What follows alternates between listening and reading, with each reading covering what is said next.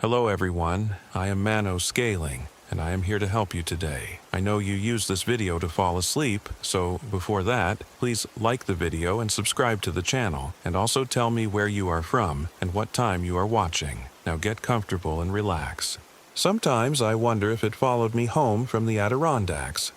I'm David Jones, and I was 29 when I learned that some things in the woods aren't meant to be found.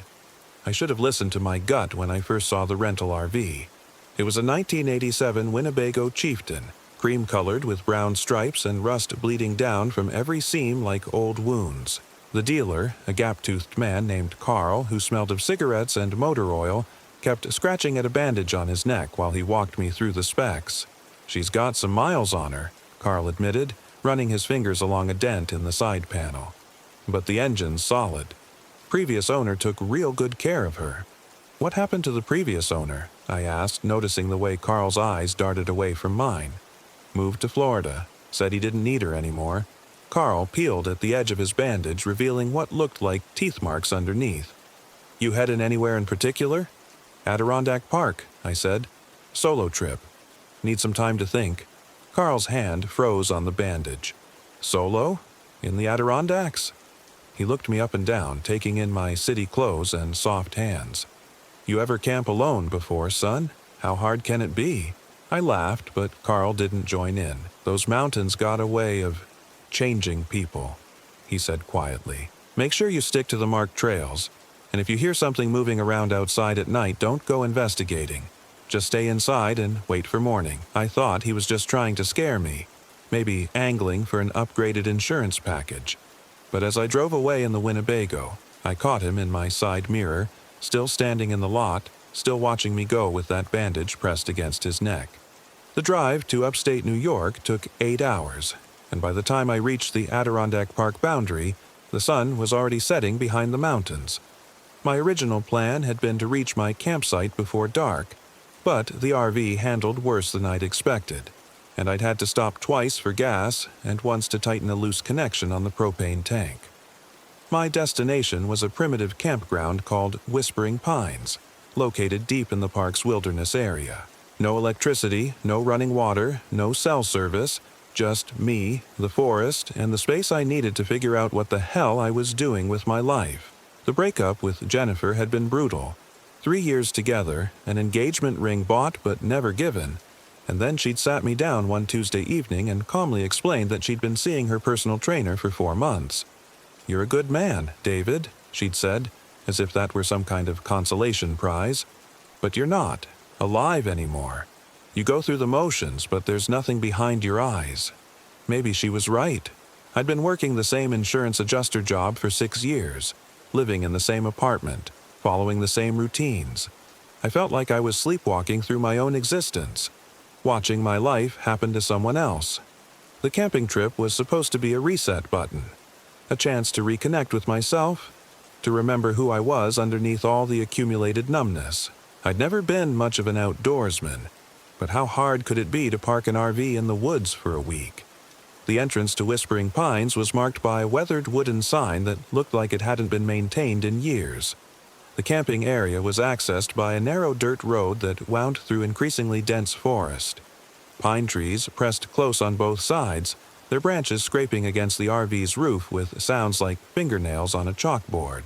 I drove for what felt like miles before the road opened into a small clearing beside a dark lake. There were 4 designated camping spots, each marked by a fire ring and a picnic table that looked older than I was. 3 of the spots were empty. The 4th was occupied by a massive Class A motorhome that must have cost more than my annual salary. I parked in the spot farthest from the expensive RV, wanting to maintain some semblance of solitude. As I was unhooking the water and electrical lines, which I'd forgotten were useless here anyway, I heard footsteps approaching through the pine needles. "Evening, neighbor." I looked up to see a man in his 60s walking toward me. He was tall and lean, with silver hair and the kind of deep tan that comes from spending serious time outdoors. Everything about him screamed money, from his high-end camping gear to the Rolex on his wrist. "Name's Robert Blackwood," he said, extending a manicured hand. "That's quite a vintage rig you've got there." "David Jones," I replied, shaking his hand. His grip was firm, but there was something cold about his skin, even in the warm evening air. "Yeah, she's got character. First time in the Adirondacks?" Robert asked, and when I nodded, his smile widened. "Well, you picked a beautiful spot. Very private. We get so few visitors up here anymore." Something about the way he said private made my skin crawl, but I forced a polite smile. "Looking forward to some peace and quiet." "Oh, you'll get that," Robert said. "It gets very, very quiet here at night. Sometimes so quiet you can hear things that aren't really there." He chuckled, but his eyes didn't match the humor in his voice. "Well, I'll let you get settled. If you need anything, I'm just over there. And David, make sure you keep your door locked at night. The local wildlife can be unpredictable." He walked away before I could ask what he meant by that, his expensive boots silent on the pine needles despite his size. I spent the next hour setting up camp, arranging my gear, and getting familiar with the RV's quirks. The water pump made concerning grinding noises, the refrigerator ran on propane but took forever to cool down, and the bathroom door wouldn't stay closed without being forced. But it was my space, at least temporarily, and that felt like progress. As darkness fell, I built a fire in the stone ring and opened one of the beers I'd brought. The lake stretched out in front of me, its surface black as obsidian and perfectly still. No wind stirred the trees, no insects hummed, no frogs croaked from the water's edge. The silence was so complete it felt oppressive, like a weight pressing down on my eardrums. That's when I heard the crying. It was faint at first, barely audible over the crackling of my fire. A woman's voice, somewhere out in the darkness beyond my campsite, sobbing with the kind of desperate grief that cuts straight through you. My first instinct was to call out, to offer help, but something held me back. Maybe it was Robert's warning about local wildlife, or maybe it was something deeper, a primal recognition that this sound didn't belong in the natural world. The crying continued for about 10 minutes, circling my campsite at what seemed like a consistent distance. Sometimes it sounded closer, sometimes farther away, but it never stopped moving. When it finally faded, the silence that followed felt even more unnatural than before. I looked toward Robert's motorhome and saw him sitting outside, silhouetted against his own campfire. He was facing my direction, and though I couldn't make out his features in the darkness, I could feel him watching me. Sleep came hard that night. The RV's thin walls seemed to amplify every sound, the settling of cooling metal, the whisper of wind through pine needles, the occasional splash from the lake that might have been a fish jumping or something much larger moving through the water.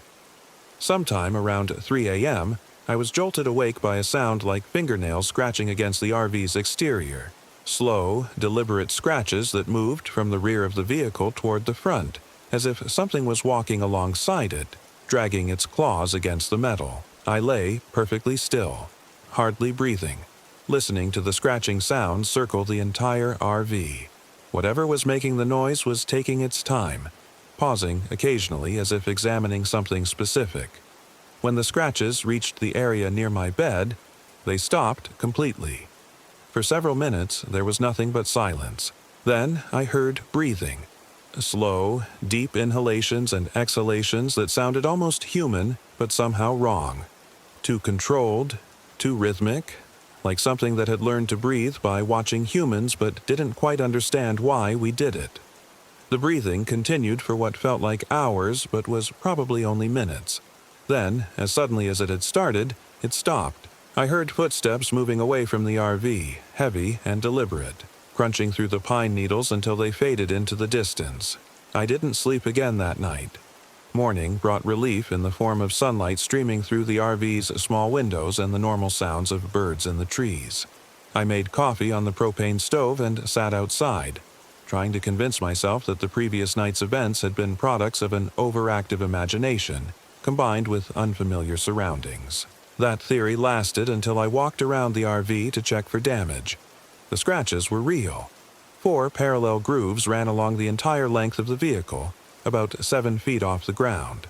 They were too deep and too precise to have been made by tree branches, and they followed a path that would have required whatever made them to be walking upright on 2 legs. But the scratches weren't the worst part. The worst part was what I found at the rear of the RV, scratched into the metal in crude but unmistakable letters. Hungry. I stared at the word for a long time, trying to find some rational explanation. Maybe it was an old marking, something that had been there when I rented the RV. Maybe Carl had scratched it there himself as part of some elaborate prank. But the metal around the letters was bright and fresh, clearly made recently, and the height of the scratches suggested that whatever had made them was at least 7 feet tall. Quite a welcome party you had last night. I spun around to find Robert standing behind me, holding a steaming cup of coffee. He was looking at the scratches with what seemed like professional interest rather than surprise. "You heard it too?" I asked. "Oh, I heard it." Robert took a sip of his coffee. "Same thing happens to everyone who camps here for the first time. It's like a test." "A test for what?" Robert smiled, and for the first time I noticed that his teeth were unusually sharp, with canines that extended slightly below his other teeth. "To see if you're suitable." "Suitable for what?" I demanded, but Robert was already walking away. "Enjoy your stay, David," he called over his shoulder. "I have a feeling it's going to be memorable."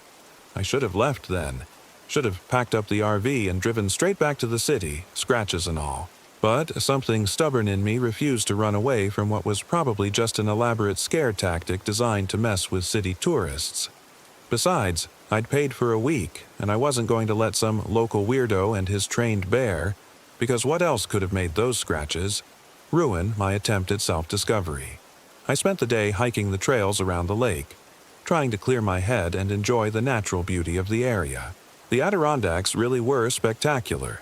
Ancient mountains covered in pristine forest, crystal-clear streams, wildlife that seemed unafraid of human presence. I saw deer, raccoons, and what I thought might have been a black bear in the distance. But there were odd things too. Trees that had been stripped of their bark in perfect spirals, as if something with very precise claws had wound its way up the trunk. Animal tracks in the mud beside the lake that started normal, 4 paws, clearly canine, but gradually morphed into something that looked disturbingly like human footprints. And everywhere I went, I had the feeling of being watched. It wasn't paranoia. I'd catch glimpses of movement in my peripheral vision, shadows that shifted when they should have been still, the sense of eyes tracking my movements through the forest. Once, I could have sworn I saw a human figure standing motionless among the trees about 50 yards away, but when I looked directly, there was nothing there. I returned to my campsite as the sun was setting, determined to have a normal evening. I grilled a burger on the portable propane grill, opened another beer, and tried to read a book by the light of my campfire. But the words wouldn't stick in my mind. I kept reading the same paragraph over and over, distracted by every small sound from the surrounding forest. Robert had emerged from his motorhome and was preparing his own dinner. Every so often I'd catch him glancing in my direction, and each time he'd smile and raise his beer in a friendly salute. There was something predatory about his cheerfulness, like a cat playing with a mouse before the kill. As full darkness settled over the campground, the crying started again. This time it was closer, and I could make out more details. It was definitely a woman's voice, young, speaking words I couldn't quite understand through the sobbing. The voice circled my campsite just as it had the night before, but tonight it paused frequently, as if whatever was making the sound was trying to get my attention. "Help me," the voice called suddenly, clear enough that I could understand the words. "Please, someone help me." The plea was so desperate, so human that I stood up before I could stop myself. Every instinct screamed that this was wrong, that no human woman would be wandering alone in these woods in the middle of the night. But the crying was so convincing, so genuinely distressed. "Where are you?" I called into the darkness. The crying stopped immediately, as if I'd startled whatever was making the sound. For several seconds there was complete silence. Then, from a different direction entirely, the voice came again. "Over here! I'm lost! I can't find my way back!" I grabbed my flashlight and took a step toward the sound, then stopped. Something was wrong with the voice. It was the same words, the same tone of distress, but it was coming from a completely different location than before. as if whatever was making the sound had moved impossibly fast through the dense forest. "Please," the voice called again, from yet another direction. "I'm hurt. I need help." Now I was certain. No human could move that quickly through these woods, especially not someone who was supposedly lost and injured. I backed toward my RV, keeping the flashlight trained on the tree line. "You're learning," Robert's voice came from behind me. I spun around to find him standing just outside the circle of my firelight, his expensive camping gear replaced by clothes that looked much older and somehow organic. Leather and fur that seemed to shift and move in the flickering light. "Learning what?" I demanded. "Not to trust everything you hear in these woods," Robert said. "That's good. Shows you might survive the night.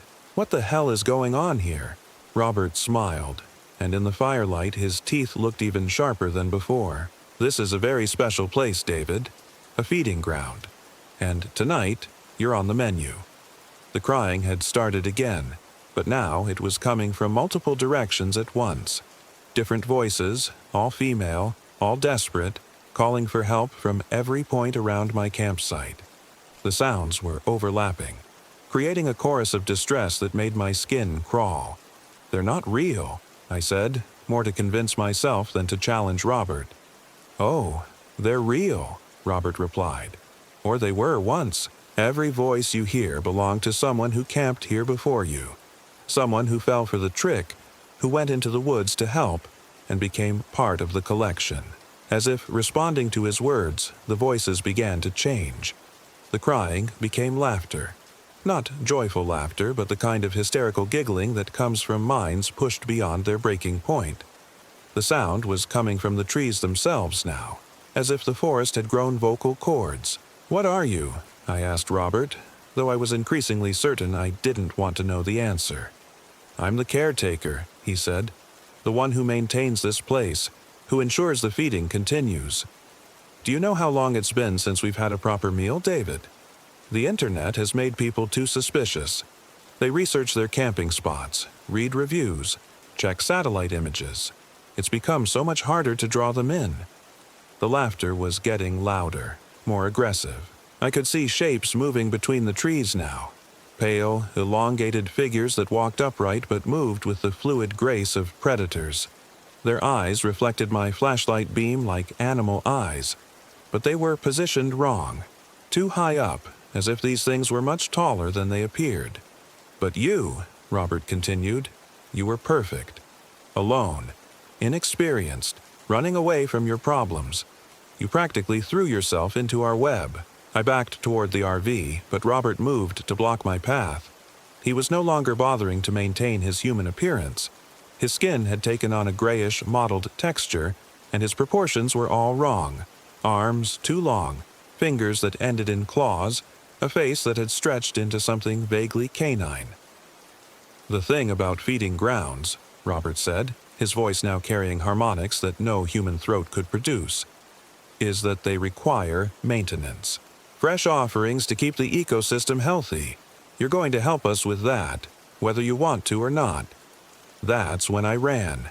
I bolted away from both Robert and the RV, crashing through the underbrush toward the lake. Behind me, I could hear Robert laughing. Not the hysterical giggling of the other voices, but something deeper and infinitely more menacing. "You can't run from this place, David," he called after me. "The forest knows you now. It's tasted your fear." I reached the lake's edge and paused, gasping for breath. The water stretched out in front of me, black and still as a mirror. For a moment, I considered trying to swim across, but something told me the water held its own dangers. The laughter had stopped. The forest had gone completely silent again, but it wasn't the natural silence of nighttime. It was the silence of predators waiting for their prey to make a mistake. I turned slowly, sweeping my flashlight across the tree line. Nothing, but I could feel them out there, watching, waiting. The beam of my light seemed weaker than before, as if the darkness was actively fighting against it. That's when I saw the eyes. Dozens of them reflecting my flashlight from various heights among the trees. Some were at ground level, others were 8 or 9 feet up, positioned where no human could stand. They didn't blink or move, just watched with the patient intensity of predators who knew their prey had nowhere to go. I backed along the shoreline, keeping the water behind me and the flashlight trained on the eyes. They followed my movement, turning to track me but never advancing. It was like being studied by a pack of wolves who were in no hurry to make their kill. "Impressive," Robert's voice echoed from somewhere among the trees. "Most people panic by now. Start screaming, run blindly into the forest. Makes the whole thing over much quicker." "What do you want from me?" I called out. "Nothing you wouldn't give freely if you understood," Robert replied. "This place needs to feed, David. It's been feeding for a very long time. Long before I came here, long before any of us came here. We're just facilitators." "Us?" "Oh yes, there are others. Would you like to meet them?" The eyes began moving closer, and as they did, I could make out more details of their owners. They weren't entirely animal, but they weren't human either. They moved on two legs but with a fluid, predatory grace that no human possessed. Their proportions were wrong. Too tall, with arms that hung too low and heads that sat at unnatural angles on their necks. "We were all like you once," Robert continued, his voice now coming from multiple directions as if he was moving through the trees with impossible speed. "Alone, lost, looking for something we couldn't name. The forest gave us purpose. It gave us belonging. It gave us eternity. By turning you into monsters? By making us part of something larger than ourselves," Robert corrected. "Do you know what your problem is, David? You've spent your whole life feeling disconnected, haven't you? Going through the motions, feeling like an observer of your own existence. Well, this place can fix that. It can make you feel alive in ways you never imagined." The creatures were close enough now that I could see more details. Their skin was the same mottled gray as Robert's had become, and their faces were elongated, with too many teeth and eyes that reflected light like a nocturnal animal's. But underneath the predatory features, I could see traces of humanity, the suggestion of what they might have been before the forest claimed them. "How many people have you killed?" I asked. "Killed?" Robert sounded genuinely puzzled. "We don't kill anyone, David. We transform them. We give them purpose. The forest is hungry, yes, but not for death. It's hungry for life, for the essence of living things. When you feed it, when you become part of it, you don't die. You become something more." One of the creatures stepped into the beam of my flashlight, and I saw that it was wearing the remnants of modern hiking gear. The clothing was shredded and stained, but I could make out fragments of a North Face jacket and what had once been expensive hiking boots. "That was Marcus," Robert said, noticing my stare. "Software engineer from Boston. Came here about 6 months ago, going through a divorce. He was reluctant at first, just like you. But once he understood what we were offering, he embraced the transformation." The creature that had been Marcus tilted its head and made a sound that might have been speech, but the words were so distorted by its changed anatomy that I couldn't understand them. "He's trying to tell you that it doesn't hurt," Robert translated. "The change, I mean. It's actually quite pleasant, once you stop fighting it." "I'm not interested," I said, backing further along the shoreline. "Of course you are," Robert said with confidence. "You've been looking for a connection your whole life, haven't you? Something to make you feel like you belong, like you matter. Well, here it is, a chance to be part of something eternal, something that existed long before human civilization, and will exist long after it falls." More creatures were emerging from the trees now, forming a semicircle that was slowly closing around me. I counted at least a dozen, all in various stages of transformation. Some still looked mostly human, with only slight alterations to their proportions and features. Others, like Marcus, had been changed so extensively that their humanity was barely recognizable. "It's a symbiotic relationship," Robert continued, apparently enjoying his role as salesman for whatever nightmare ecosystem had taken root in these woods. "The forest feeds on your life energy, your essence, but in return, it gives you immortality. No more aging, no more disease, no more death. Just eternal purpose as part of something magnificent." "As hunters," I said. as predators who lure other people to their doom. As guardians, Robert corrected, we protect this place, maintain the balance, ensure the continuation of something far more important than individual human lives. I was running out of shoreline. Behind me, the lake stretched into darkness. In front of me, the creatures continued their slow advance. My flashlight was getting dimmer, its batteries weakening at the worst possible time. That's when I noticed something that Robert apparently hadn't considered. About 30 yards behind the advancing creatures, the fire at my campsite was still burning, and parked next to it was the RV, with its full tank of propane and its questionable electrical connections.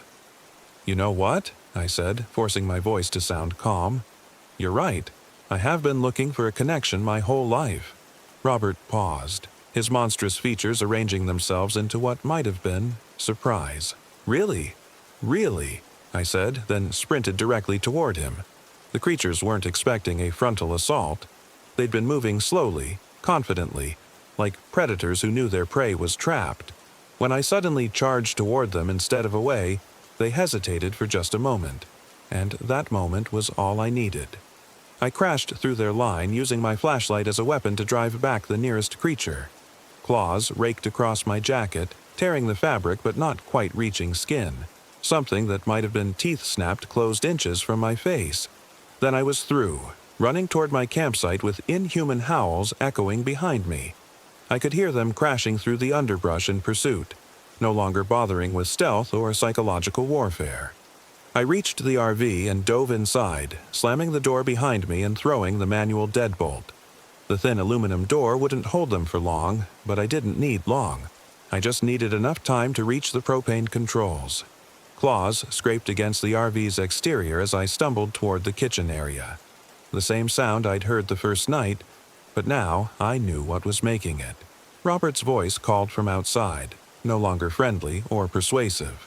"You're only making this harder on yourself, David. Come out and accept what you are." I found the propane controls and turned them all the way up, but I didn't light the stove.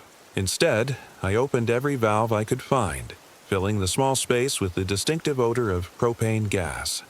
The smell was overwhelming, making me dizzy, but I forced myself to stay conscious long enough to reach the electrical panel. The creatures were battering against the door now, their claws leaving deep gouges in the aluminum. The whole RV shook with the force of their assault. I found what I was looking for, the master electrical switch that controlled the RV's entire system. It was old, probably installed when the vehicle was built in 1987, and the connections were loose enough that I was confident they'd spark when I threw the switch. "David!" Robert's voice was right outside the door now, inches away. "You don't understand what you're doing.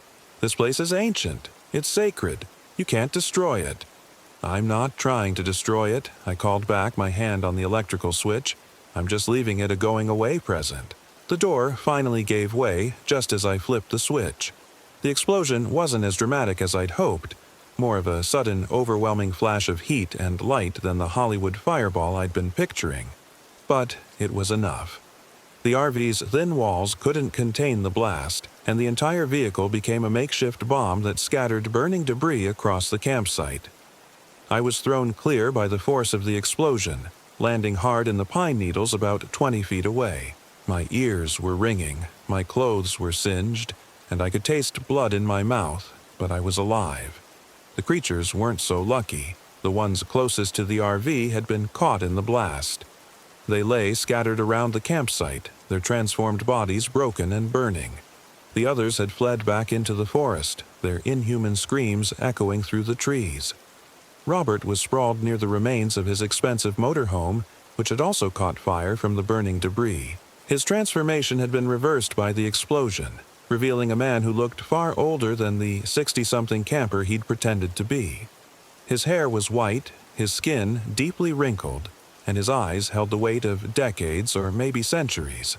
He was still alive, but barely. "You don't know what you've done," he whispered as I approached. "This place, it's been feeding for so long. Without the caretakers, without the balance, it'll have to find another food source," I said. Robert laughed, a sound like breaking glass.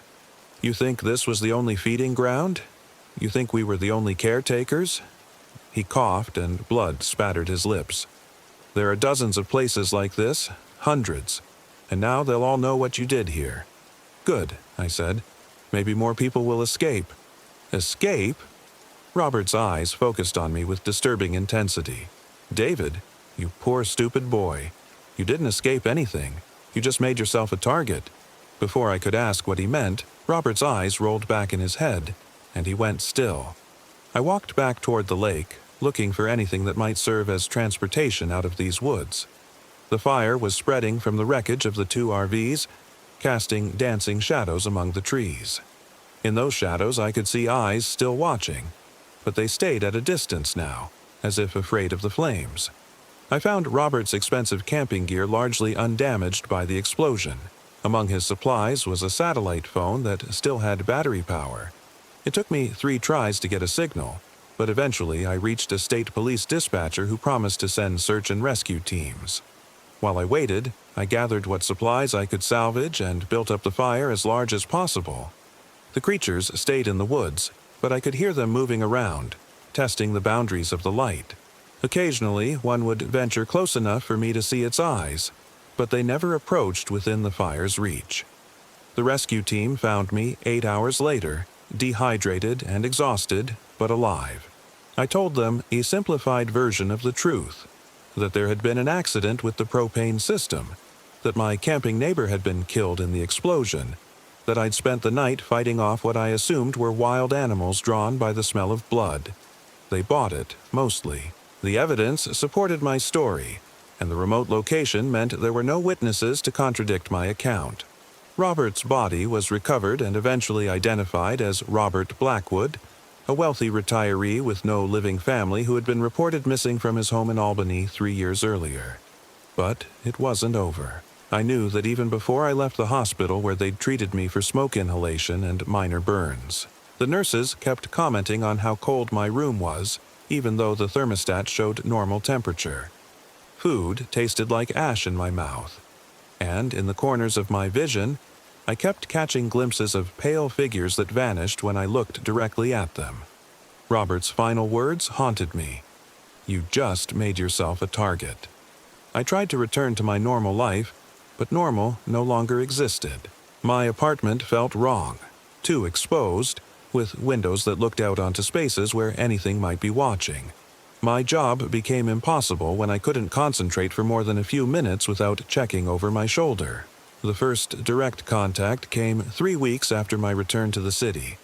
I woke up one night to find a woman standing in my bedroom, pale and elongated, with black eyes that reflected the streetlight from my window. She didn't speak, just watched me with the patient intensity of a predator sizing up its prey. When I turned on the lights, she vanished. But she left something behind. A message scratched into my bedroom wall in the same crude letters I'd seen on the RV. Marked. I moved out of that apartment the next day, but it didn't matter. They found me wherever I went. Never aggressive, never attacking, just watching, making their presence known, letting me understand that I was being stalked by something with infinite patience and no regard for human concepts of privacy or sanctuary. I tried moving to different cities, different states. I tried staying in hotels, with friends, even in a psychiatric facility for a few weeks when the stress became unbearable.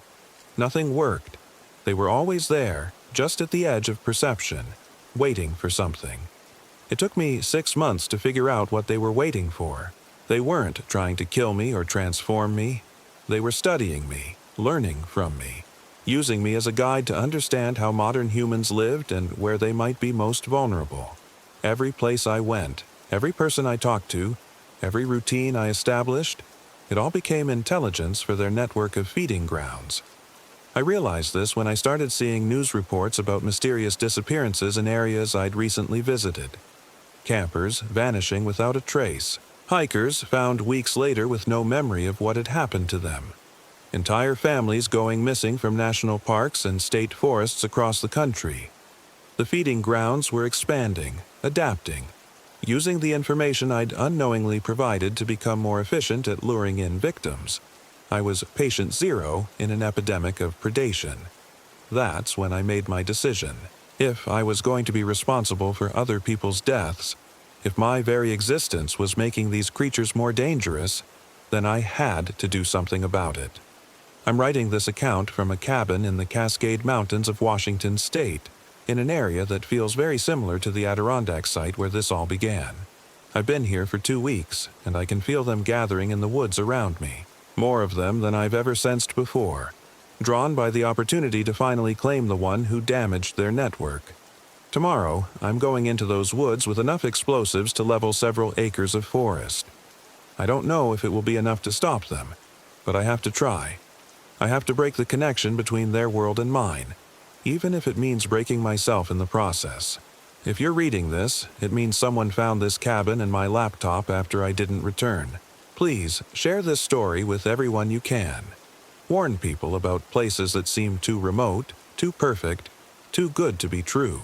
Warn them about helpful strangers who know too much about the local area. Warn them about crying in the woods and voices that call for help in the darkness. And if you ever find yourself camping somewhere that feels wrong, somewhere that makes your skin crawl for no reason you can name, don't try to be brave. Don't try to tough it out. Just leave. Run. Because some places aren't meant for human visitors, and some appetites can never be satisfied, only temporarily sated. The sun is setting now, and I can hear them moving through the trees, getting closer with each passing hour. Their eyes are already visible among the branches, watching my cabin with the patience of creatures who have hunted for centuries. It's time for me to go. I just hope the explosives work better than the propane did. Final entry. Found on laptop at scene. The following text was found in a separate document, timestamped 3 hours after the previous entry. It didn't work. The explosives brought down half the mountain, but they're still here, still watching, still waiting. I think I understand now what Robert meant about this being bigger than I imagined. The feeding grounds aren't separate places. They're connected, part of a single organism that spans the entire continent. Maybe the entire world. You can't kill something that was never truly alive to begin with. They're not just creatures.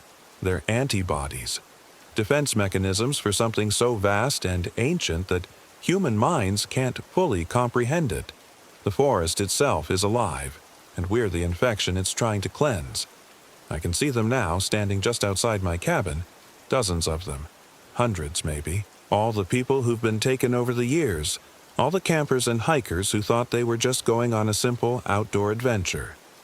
They look almost human in the moonlight, but I know better. The worst part is that they're not angry. They don't hate me for what I did at Whispering Pines. If anything, they seem grateful, like I've finally understood the truth they've been trying to show me all along. One of them is approaching the cabin now, a woman in her 30s, wearing hiking gear that looks like it's from the 1990s. She's carrying something in her hands. It looks like a notebook. She's at the door now. She's knocking, very politely, like a neighbor stopping by to borrow sugar. I'm going to let her in. I know that sounds insane, but I finally understand what this is all about. It's not about feeding or hunting or killing. It's about connection, about belonging to something larger than yourself. Jennifer was right. I was going through the motions, sleepwalking through my own existence. But that's not because I was broken. It's because I was incomplete.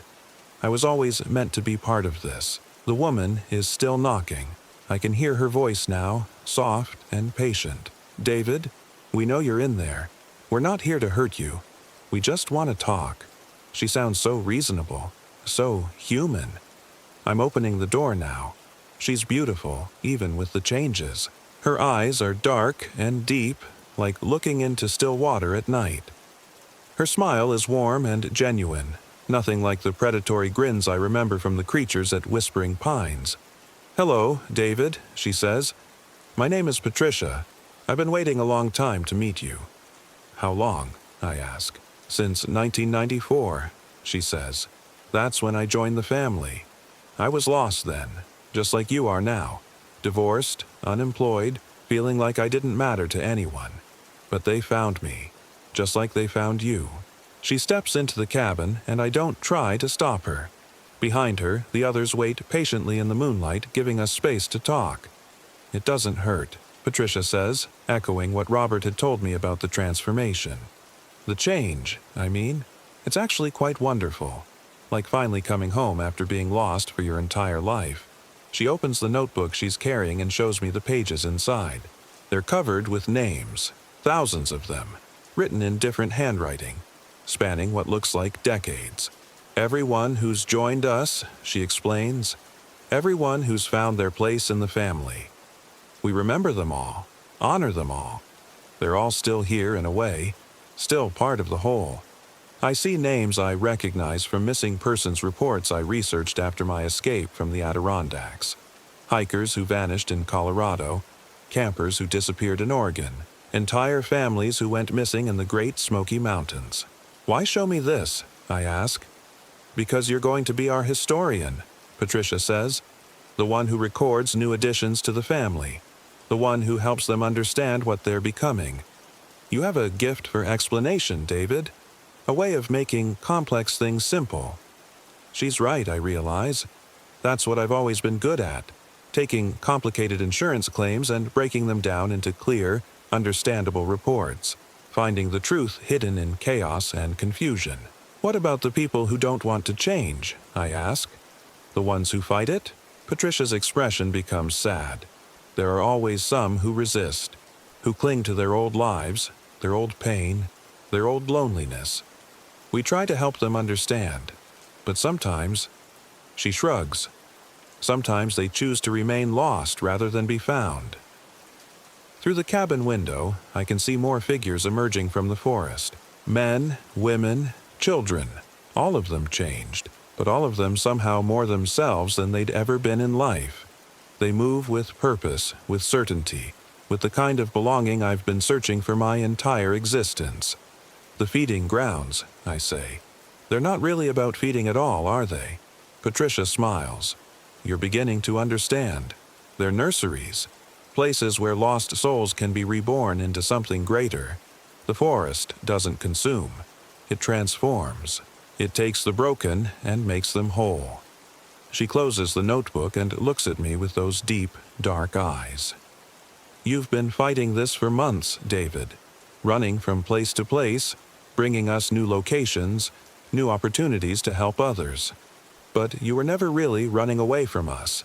You were running toward this moment, toward the choice you've always known you'd have to make. What choice? To stay lost, she says, or to come home. I think about my life before the Adirondacks, the job that meant nothing, the apartment that felt like a storage unit for a person who barely existed. The relationship that ended because Jennifer could see I was already dead inside, just going through the motions of being alive. I think about the months since my escape. The constant fear, the paranoia, the knowledge that I was being hunted by something beyond my understanding. But also the strange sense of purpose it gave me. The feeling that I was finally part of something important, even if I didn't understand what it was. If I join you, I say, what happens to everyone else? All the people you're going to transform? We help them, Patricia says simply, just like we're helping you. The world is full of lost souls, David. People who feel disconnected, purposeless, alone. We give them what they've always been searching for, even if they don't want it. Do you think any of us wanted it at first? Patricia gestures toward the window, toward the hundreds of figures waiting in the moonlight. Do you think any of us understood what we were being offered? But look at us now. Look at how complete we are, how connected, how purposeful. She's right. Despite their physical changes, despite the predatory features and inhuman proportions, there's something about them that radiates contentment, peace, belonging. The alternative, Patricia continues, is to return to your old life, to go back to feeling empty and disconnected, to go through the motions of existence without ever truly living. Is that really what you want? I look around the cabin, at my laptop, at the explosives I'd brought to destroy them, at all the mundane objects that represent my failed attempt to cling to a humanity that had never truly fulfilled me. What do I have to do? I ask. Patricia's smile widens, and for the first time I notice that her teeth are slightly pointed. But it doesn't frighten me anymore. It just makes her look more herself. Just come outside, she says. Meet your new family. Let them show you what you've always been meant to become. I save this document to my laptop and close it. Someone will find it eventually, along with all my research about the feeding grounds and the disappearances. Maybe they'll understand. Maybe they'll see that this isn't a story about monsters and victims, but about lost souls finding their way home. Patricia is waiting by the door, patient and kind. Through the window, I can see the others, my new family, watching with anticipation. They want to welcome me, to show me the belonging I've spent my entire life searching for. I'm ready now. I'm ready to stop being lost. I'm ready to come home. Addendum, Forest Service Report. The following report was filed by Ranger Station 47, Cascade National Forest, 3 weeks after the incident. Incident Report, NICRCS in 2024-1247. Date, October 15, 2024. Location, Remote Cabin, Grid Reference 47 N152. Reporting Officer, Ranger Jennifer Walsh. Summary, responded to reports of explosions and forest fire in Sector 47N. Found remains of temporary cabin structure and laptop computer containing extensive documentation of subject's psychological deterioration. Physical evidence. Crater approximately 30 feet in diameter, consistent with improvised explosive device laptop computer, partially damaged but data recoverable. Personal effects belonging to David M. Jones. ID confirmed through dental records. No human remains recovered despite extensive search findings. Subject appears to have suffered severe psychological break following camping incident in New York State 6 months prior. Laptop contains detailed accounts of paranoid delusions involving supernatural entities and conspiracy theories about national park disappearances. Final entries suggest subject was planning suicide bombing to destroy the feeding grounds. Mental health records obtained from subject's insurance company indicate he had been seeking treatment for PTSD and paranoid schizophrenia since returning from camping trip. Recommendations.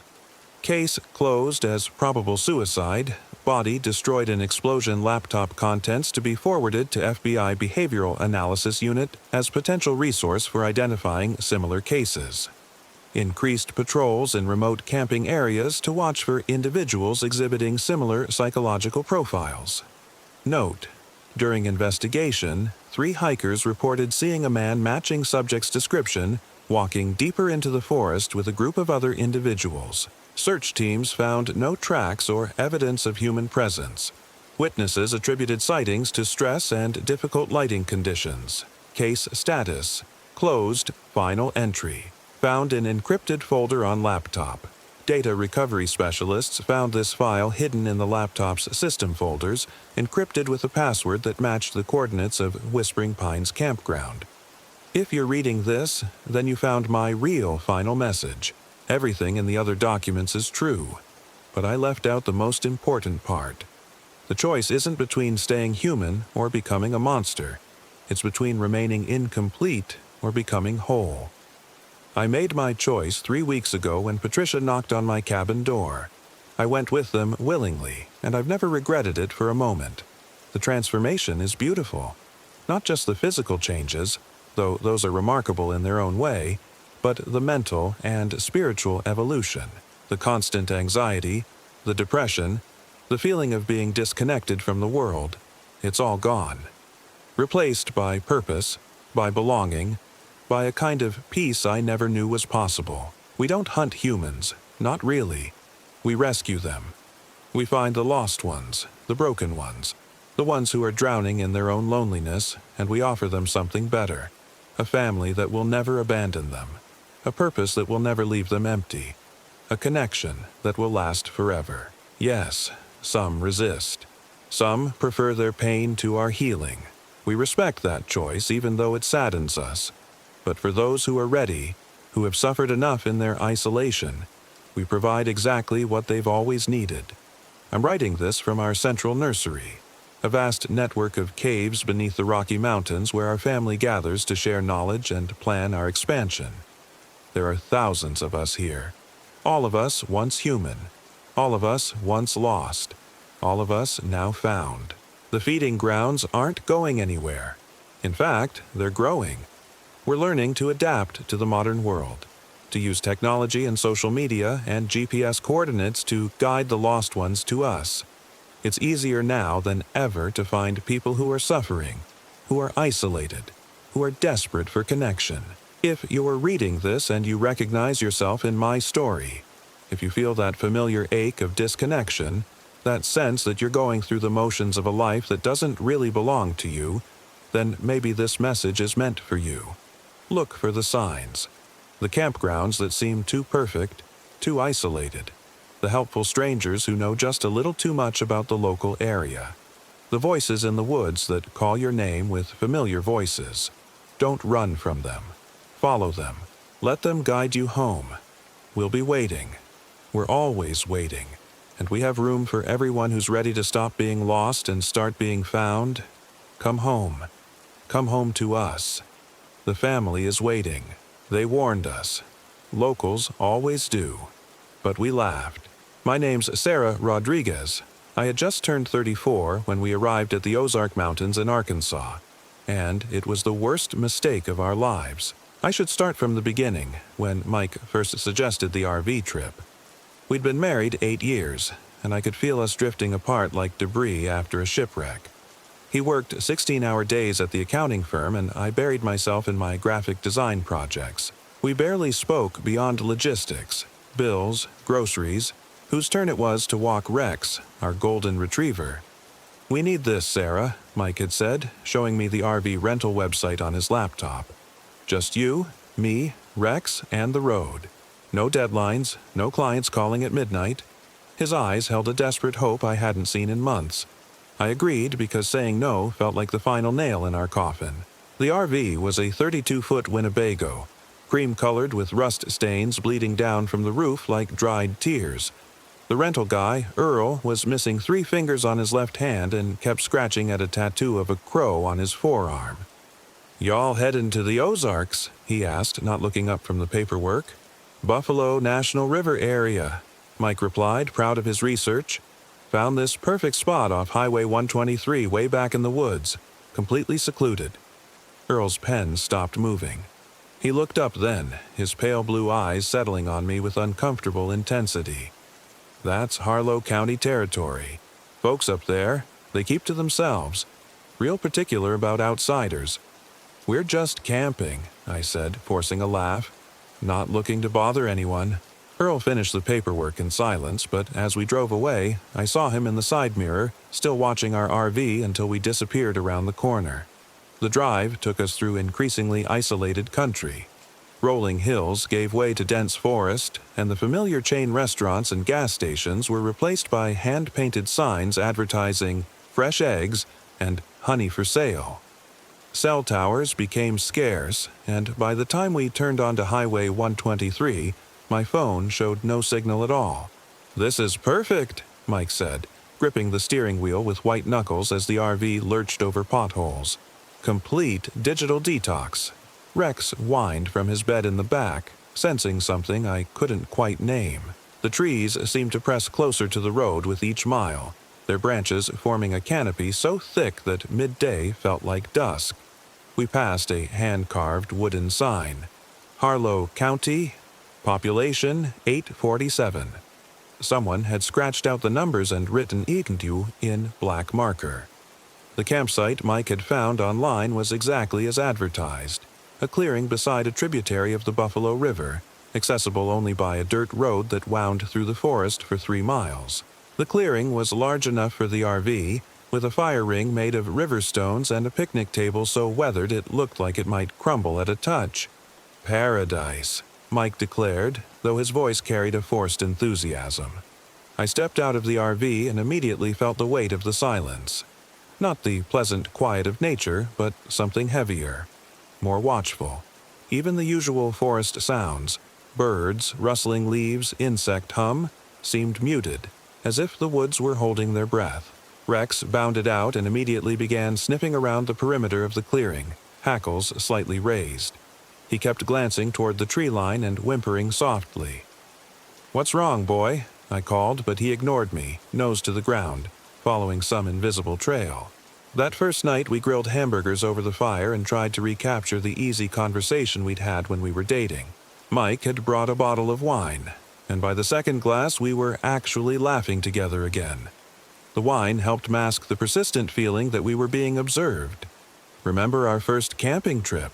Mike asked, poking at the fire with a stick. "That thunderstorm that came out of nowhere?" "You were convinced we were going to die," I said, smiling at the memory. "Kept checking the weather app every 5 minutes. At least I had service then." He held up his phone, showing the familiar no signal icon. "What if there's an emergency?" "Then we handle it like people did for thousands of years before cell phones," I said, though my own anxiety spiked at the thought. We were settling into our camp chairs when Rex suddenly bolted upright, a low growl rumbling in his chest. He was staring into the woods, every muscle tense. "What is it, Rex?" Mike grabbed a flashlight and aimed it where the dog was looking. The beam illuminated nothing but trees, but Rex continued growling, the sound growing more intense. Then, from somewhere in the darkness, came an answering sound. Not quite a growl, not quite a voice, but something unsettlingly in between. "Probably just a coyote," Mike said, but his voice was tight. The sound came again, closer this time, and Rex barked once, sharp and aggressive. Then, as suddenly as it had started, everything went quiet again. Rex's ears remained pricked forward for several more minutes before he finally relaxed. "Just wildlife," I said, more to convince myself than Mike. "We're in their territory now." That night, I dreamed of walking through the forest in darkness, following a voice that called my name from just ahead. The voice was familiar, Mike's voice, but wrong somehow, as if spoken through water. In the dream, I never caught up to the source, and when I finally stopped calling back, I realized I was completely lost. I woke to find Mike sitting up in bed, staring out the RV's small window. "Did you hear that?" he whispered. "Hear what?" "Someone calling. Sounded like you, but..." He shook his head. "Probably just dreaming." The next morning brought an unseasonably thick fog that rolled in from the river and settled over our campsite like a gray blanket. Rex refused to leave the RV, cowering under the dinette table and whimpering whenever we tried to coax him out. "Come on, boy," Mike said, jingling the leash. "Just a quick walk." Rex crawled deeper under the table, his whole body trembling. "I've never seen him like this," I said. Rex was normally fearless, the kind of dog who'd chase bears away from garbage cans. This cowering, terrified creature was someone else entirely. Mike and I decided to explore without him. The fog was so thick we could barely see 10 feet in any direction, and our voices sounded muffled and strange. We walked the perimeter of the clearing, looking for interesting hiking trails, but every path seemed to curve back on itself or simply fade into impenetrable undergrowth. "This is weird," Mike said, consulting the GPS unit he'd brought as backup. The screen showed our location as a blank area with no topographical features. According to this, we're standing in the middle of nothing. "Maybe the fog is interfering with the signal," I suggested, though I knew GPS didn't work that way. We were walking back toward the RV when I heard it. A voice calling from somewhere in the fog. "Sarah, Sarah, help me." I stopped dead. The voice was Mike's, but Mike was standing right next to me. "Did you hear?" I started to ask, but Mike grabbed my arm, his face pale. "That was your voice," he whispered, calling my name. We stood frozen, listening. The fog swirled around us, creating shapes that almost looked like people before dissolving back into gray nothingness. Then the voices came again, multiple now, all using our own voices to call to each other from different directions. "Sarah, where are you?" "Mike, I'm lost. Help me, please. This way, this way." The voices overlapped and echoed, creating a cacophony of ourselves crying out in distress. Rex's barking reached us from the RV, frantic and terrified. "Run," Mike said. And we did, stumbling through the fog toward the sound of Rex's barking, using it as a beacon to guide us home. We burst through the RV's door and slammed it behind us, breathing hard. Rex immediately pressed against us, shaking violently. Outside, the voices continued for another few minutes before fading away. "What the hell was that?" Mike demanded, pacing the small confines of the RV. I don't know, I said, but even as the words left my mouth, I remembered Earl's missing fingers and the way he'd scratched at that crow tattoo. I remembered the locals' warnings that we'd dismissed so easily. The fog lifted by noon, but the oppressive feeling remained. We spent the afternoon trying to act normal, reading, playing cards, preparing lunch, but we kept glancing toward the windows, expecting to see something that shouldn't be there. That evening, Mike built up the fire higher than necessary, creating a wall of light between us and the darkness. We sat close together, Rex pressed against our legs, all of us staring into the flames. "Maybe we should leave," I said quietly. Mike was quiet for a long moment. "You really want to give up? Let them win?" "Let who win? We don't even know what they are." "Exactly. We're probably just spooked by being off the grid. City people, right? Not used to real wilderness." But even as he said it, his voice lacked conviction. We both knew this wasn't normal wilderness behavior. Around 10 o'clock, Rex began whimpering again, staring toward the tree line. Mike grabbed the flashlight and swept it across the edge of the clearing. The beam caught something pale moving between the trees. There 1 second, gone the next. "Did you see that?" Mike asked.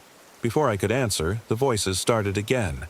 But this time, they weren't calling from the fog. They were coming from the forest, and they weren't using our voices anymore. They were laughing. The laughter was wrong in every way.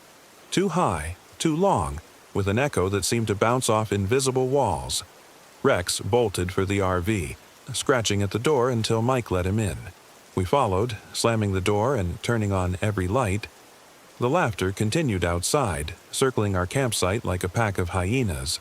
Through the windows, we caught glimpses of pale shapes moving between the trees, always just at the edge of vision. "What do they want?" I whispered. Mike had no answer. We huddled together on the RV's small couch, Rex trembling between us while the laughter went on and on. At some point, exhaustion won out over fear, and we dozed fitfully. I woke to silence and the gray light of dawn. Mike was still asleep, his arm around Rex, who looked up at me with intelligent, frightened eyes. I carefully extracted myself and peered out the window. The fire had been rebuilt. Our campfire, which had died down to embers when we'd fled inside, was now blazing high with fresh logs arranged in a perfect teepee formation.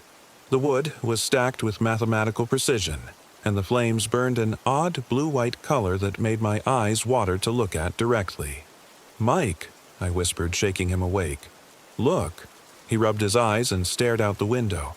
"That's impossible. The fire was almost out." Someone was here. While we were sleeping, someone was here. We dressed quickly and stepped outside, Rex reluctantly following. The fire burned silently, without the usual crackling and popping of a wood fire. The flames gave off no heat that I could feel, even standing directly beside it. "This is fresh wood," Mike said, examining the stack beside the fire ring. "These logs weren't here yesterday." I walked around the perimeter of our campsite, looking for footprints or any sign of our nocturnal visitors. What I found was worse than footprints. Symbols. Carved into the bark of the trees surrounding our clearing were symbols I'd never seen before. Intricate patterns that seemed to shift and writhe when I wasn't looking directly at them. They were carved deep, with fresh sap still bleeding from the wounds in the bark. "Mike," I called, my voice barely a whisper. "You need to see this."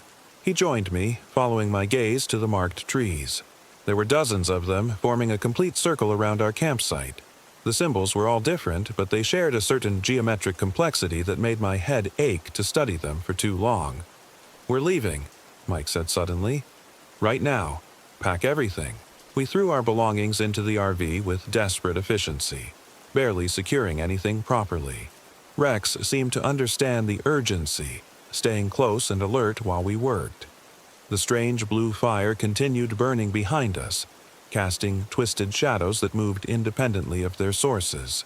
Mike had just started the engine when the voices began again. But this time, they were coming from inside the RV. "Don't leave us, Sarah. We're so lonely here, Mike. Stay and play with us." Rex howled, a sound of pure animal terror. The voices seemed to come from the walls themselves, speaking in perfect mimicry of our own speech patterns. I spun around looking for the source, but we were alone in the RV. "Drive!" I screamed. Mike gunned the engine and we lurched forward onto the dirt road. But as we drove, I realized something was wrong. The road stretched ahead of us, winding through the forest exactly as it had when we'd arrived, but we weren't getting any closer to the highway. The same distinctive rock formation appeared on our left, then again, then again. "We're going in circles," I said. Mike's knuckles were white on the steering wheel. "That's impossible. It's a straight road." But it wasn't. Somehow, impossibly, the road was leading us in an endless loop back to our campsite. Each time we rounded what should have been the final curve to the highway, we found ourselves back at the clearing, where the blue fire still burned and our abandoned camp chairs sat waiting. "This isn't happening," Mike muttered, but he pulled over and turned off the engine. We sat in stunned silence, staring at the campsite we'd fled from 15 minutes earlier. Rex whimpered and pressed himself against the floor, as if trying to disappear entirely. That's when I saw her, a little girl, maybe 8 years old, standing at the edge of the trees. She wore a faded yellow dress and had long, dark hair that hung in front of her face. She was perfectly still, like a photograph, but I could feel her watching us. "Mike," I whispered, "there's a child." He followed my gaze and his breath caught. "Where did she come from?" The girl raised one pale hand and waved at us, a cheerful greeting that sent ice through my veins. Her face was still hidden by her hair, but her smile was visible beneath the dark strands, too wide, with too many teeth. "We have to help her," Mike said, reaching for the door handle. "No." I grabbed his arm. "Don't you dare leave this RV. Sarah, she's just a kid. She might be lost, hurt. Look at her eyes, Mike. Really look." He stared more carefully, and I saw the exact moment he understood. The girl's eyes, barely visible through her hair, were completely black. Not just the pupils, but the entire visible eye, like looking into deep water at night. The girl tilted her head, bird-like, and her smile grew wider. She took a step toward the RV, then another. With each step she seemed to flicker slightly, like a bad television signal. "Drive," I said. "Drive now." Mike started the engine and put it in reverse, backing away from the girl. She continued walking toward us, her pace unhurried but somehow matching our speed exactly. No matter how fast Mike drove backward, she maintained the same distance from us. Then she stopped, raised her hand again, and spoke in a voice that carried clearly through the RV's closed windows. "You can't leave. Nobody leaves." The voice was wrong. Too old for her apparent age, with an echo that seemed to come from everywhere at once. As she spoke, other figures began emerging from the trees. Men, women, children, all wearing clothes from different eras. A woman in a Victorian dress, a man in overalls that might have been from the 1940s, teenagers in 1980s clothing. They all had the same black eyes, the same two wide smiles. They formed a semicircle around the RV, blocking our path. Some were translucent, like old photographs, while others seemed solid enough to touch. They all watched us with those terrible empty eyes. "What do you want?" Mike shouted through the window. The little girl answered, though her mouth didn't move. "We want you to stay. We want you to play. We've been so lonely." "We're not staying," I said, surprised by the strength in my own voice. "Let us go." The assembled figures laughed in unison, the same wrong laughter we'd heard the night before. The little girl shook her head, her hair swaying to reveal more of her black eyes. "You're part of the game now. You carved the symbols, you lit the fire, you heard our voices. The rules are set." "We didn't carve anything," Mike protested. "Didn't you?" The girl pointed toward the trees, and I gasped. The symbols we'd seen carved into the bark were different now. Instead of the geometric patterns from before, they showed crude stick figures. A man, a woman, and a dog. Us. Somehow, impossibly, our presence here had carved our own images into the trees. "The forest remembers everyone who stays," the girl continued. "Everyone who becomes part of us. Would you like to see?" She gestured, and the other figures began moving closer to the RV. As they approached, I could see them more clearly, and what I saw made my stomach lurch. They weren't just pale, they were translucent. I could see the trees through their bodies, and in some cases, through their faces. The man in overalls reached the RV first and pressed his hand against the window. His palm left no mark on the glass, but I could feel a terrible cold radiating from where he touched. Rex began howling again, a sound that cut through me like a blade. "They're dead," I whispered. "They're all dead."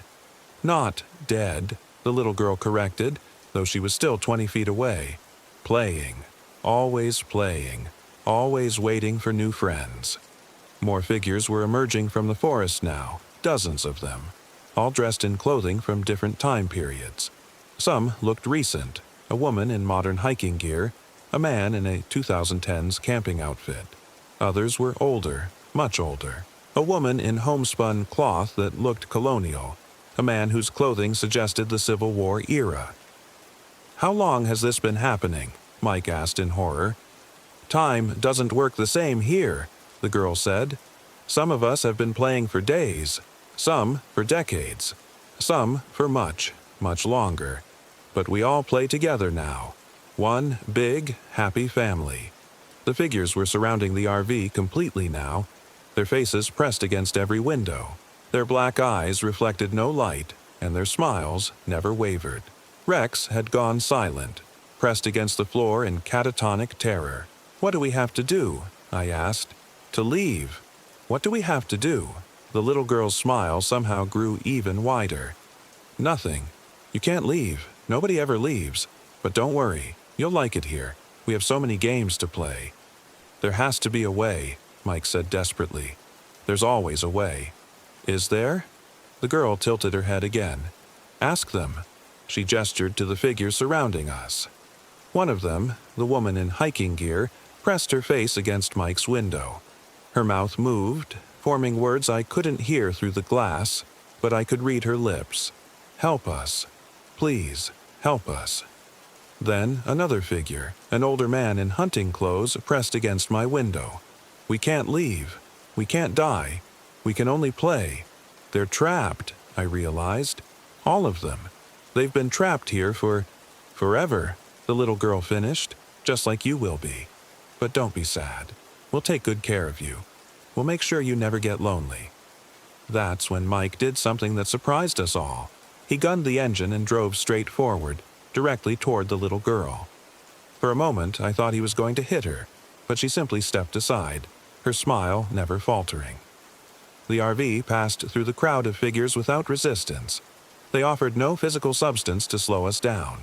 But as we drove through them, the temperature in the RV plummeted, and I could hear whispers from all around us, voices speaking in languages I didn't recognize, telling stories of loss and desperation and endless games. We drove back toward the road, the engine straining against something I couldn't see or understand. The speedometer said we were doing 30 miles per hour, but the landscape crawled past us as if we were moving through molasses. "It's not working," Mike said through gritted teeth. "We're not actually moving." He was right. Despite the engine noise and the sensation of movement, the clearing remained the same distance behind us. We were like hamsters on a wheel, running frantically but going nowhere. The little girl appeared beside the driver's window, keeping pace with us effortlessly. She wasn't walking or running. She was simply there, sliding along beside us like she was mounted on rails. "You're being silly," she said, her voice somehow audible over the engine noise. "This is much harder than it needs to be. Just stop the RV and come play with us. We have wonderful games." "What kind of games?" I asked, not sure why I was engaging with her. "Hide and seek," she said, clapping her hands together with delight.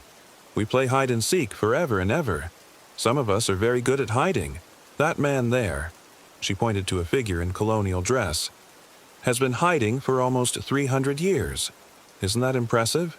What happens when someone gets found? Then they become it, and they have to seek." Her smile faltered slightly, but nobody ever really gets found. The forest is very big, and there are so many places to hide. So we just keep seeking and seeking and seeking. "That's not a game," Mike said. "That's hell." "Don't be rude," the girl scolded. "We're offering you friendship. Eternal friendship. You'll never be alone again, never be bored again. You'll always have someone to play with." The RV was slowing down now, despite Mike's foot pressed hard on the accelerator. The engine was making concerning grinding sounds, as if something was physically holding us back. "Your dog understands," the girl said, gesturing toward Rex. "Look how quiet he's being. He knows there's no point in fighting." Rex had indeed gone silent, but it wasn't acceptance I saw in his eyes. It was something worse. He was staring at something behind us, something I couldn't see, and his entire body was rigid with terror. I turned around to look through the RV's rear window and screamed. The figures weren't just surrounding us anymore. They were inside the RV. A woman in a 1950s dress sat at our dinette table, dealing invisible cards. A man in a military uniform stood in our tiny bathroom, staring at himself in the mirror with those black, empty eyes. A child, maybe 10 years old, sat on our bed, playing with what looked like toys made of shadow and bone. "How?" Mike started to ask, but the little girl outside the window shushed him. "Time to play," she said. "Time to join the game." The figures inside the RV weren't aggressive or threatening. They simply existed, occupying our space as if they belonged there. The woman at the table looked up at me and smiled, gesturing to an empty chair. "Would you like to play cards?" she asked in a voice like wind through dry leaves. "I've been waiting for a partner for such a long time." "No," I said, backing away from her. "No, thank you." "She's being polite," the military man said from the bathroom. "That's nice. Politeness is important in games." The child on the bed looked up from his shadow toys. "Can the dog play too? I like dogs. I haven't seen a dog in a very long time." Rex whimpered and pressed himself even flatter against the floor. The child reached toward him with pale, translucent fingers, and Rex's whimper became a growl. "Don't touch him," I said, surprising myself with the authority in my voice. The child looked at me with those terrible black eyes. "Why not? I just want to pet him. I want to play with him." "Because he's ours," Mike said, understanding what I was trying to do. "He belongs to us. Nothing belongs to anyone here," the little girl said from outside. "Everything belongs to the game. Everyone belongs to the game." But something in our assertion seemed to work. The child on the bed drew his hand back, looking confused. The other figures also seemed to hesitate, as if they'd encountered an unexpected rule. "You can't have him," I said more confidently now. "He's not part of your game." "Everything that enters the forest becomes part of the game," the girl insisted, but there was uncertainty in her voice now. "He didn't choose to enter," Mike said. "We brought him. He's not a willing participant." "Willing." The woman at the table repeated the word slowly, as if tasting it. "Willing. I remember that word. None of us were willing," the military man said suddenly. "We were all brought here. By accidents, by circumstances, by other people's choices." The little girl outside was frowning now, her impossibly wide smile finally faltering. "That doesn't matter.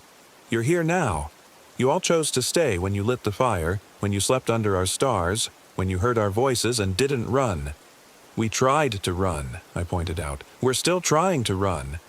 "But you came back," she said desperately. "You always come back. Everyone always comes back." That's when I understood. It wasn't that we couldn't leave. It was that everyone who'd tried to leave had eventually given up and returned. The road did lead out of the forest, but the psychological pressure, the fear, the constant circling and voices and apparitions wore people down until they simply stopped trying. "The road is real," I said to Mike. "The way out is real. We just have to keep going, no matter what we see or hear." "You don't understand," the little girl said, and for the first time she sounded genuinely distressed. "If you leave, we'll be alone again. We've been alone for so long. Please don't leave us alone." The figures inside the RV were becoming more translucent, flickering like candle flames in a breeze. The woman at the table reached out toward me, and I could see the desperation in her black eyes. "Please," she whispered. "Please stay. I haven't talked to anyone real in, I can't remember how long. Please don't leave me here with just the games." My heart broke for her, for all of them. But I knew that staying wouldn't save them. It would only add us to their eternal prison. We can't stay, I said gently. But maybe if we leave, if we tell people what's happening here, someone can help you. No one can help us, the military man said. No one ever comes looking. We just disappear, and the world forgets we existed. And we'll make sure they don't forget, Mike said. We'll tell everyone. We'll bring help. The little girl was crying now, black tears streaming down her pale cheeks. You're lying. Everyone lies. Everyone says they'll come back, but they never do. They forget us and move on with their lives. We won't forget, I promised. Mike had been gradually increasing pressure on the accelerator while we talked, and now the RV was moving again, slowly but perceptibly. The figures inside were fading, becoming more and more translucent with each passing moment. Wait, the woman at the table called out. Tell me your name. Please, tell me your name so I can remember that someone real talked to me. Sarah, I said. Sarah Rodriguez. Sarah, she repeated and smiled. A real smile this time, not the terrible grin from before. Thank you, Sarah. The figures faded completely as we picked up speed. The little girl ran alongside us for a while longer, still crying, still pleading, but eventually she fell behind. The last thing I heard from her was a whispered, "Please don't forget us." The road straightened out and suddenly we were moving at normal speed again. The oppressive feeling lifted like a weight being removed from my chest. Rex sat up, alert and panting, his tail giving a tentative wag. We drove in silence until we reached Highway 123, then continued until we found a gas station with working cell phone coverage. Mike pulled over and we just sat there for a long time, holding each other and processing what had happened. Did that really happen? Mike asked finally. I looked at Rex, who was now happily wagging his tail and looking out the window at normal passing traffic. I looked at our belongings, scattered haphazardly around the RV from our frantic packing. I looked at the clock on the dashboard and realized we'd lost an entire day somehow. It was Wednesday, not Tuesday as I'd thought. Yes, I said. It really happened. We drove straight home, not stopping except for gas and food. We didn't discuss it during the drive. We were both too raw, too shaken. But once we were safely back in our own house with Rex sleeping peacefully on his familiar bed, we started researching. What we found was disturbing, but not surprising.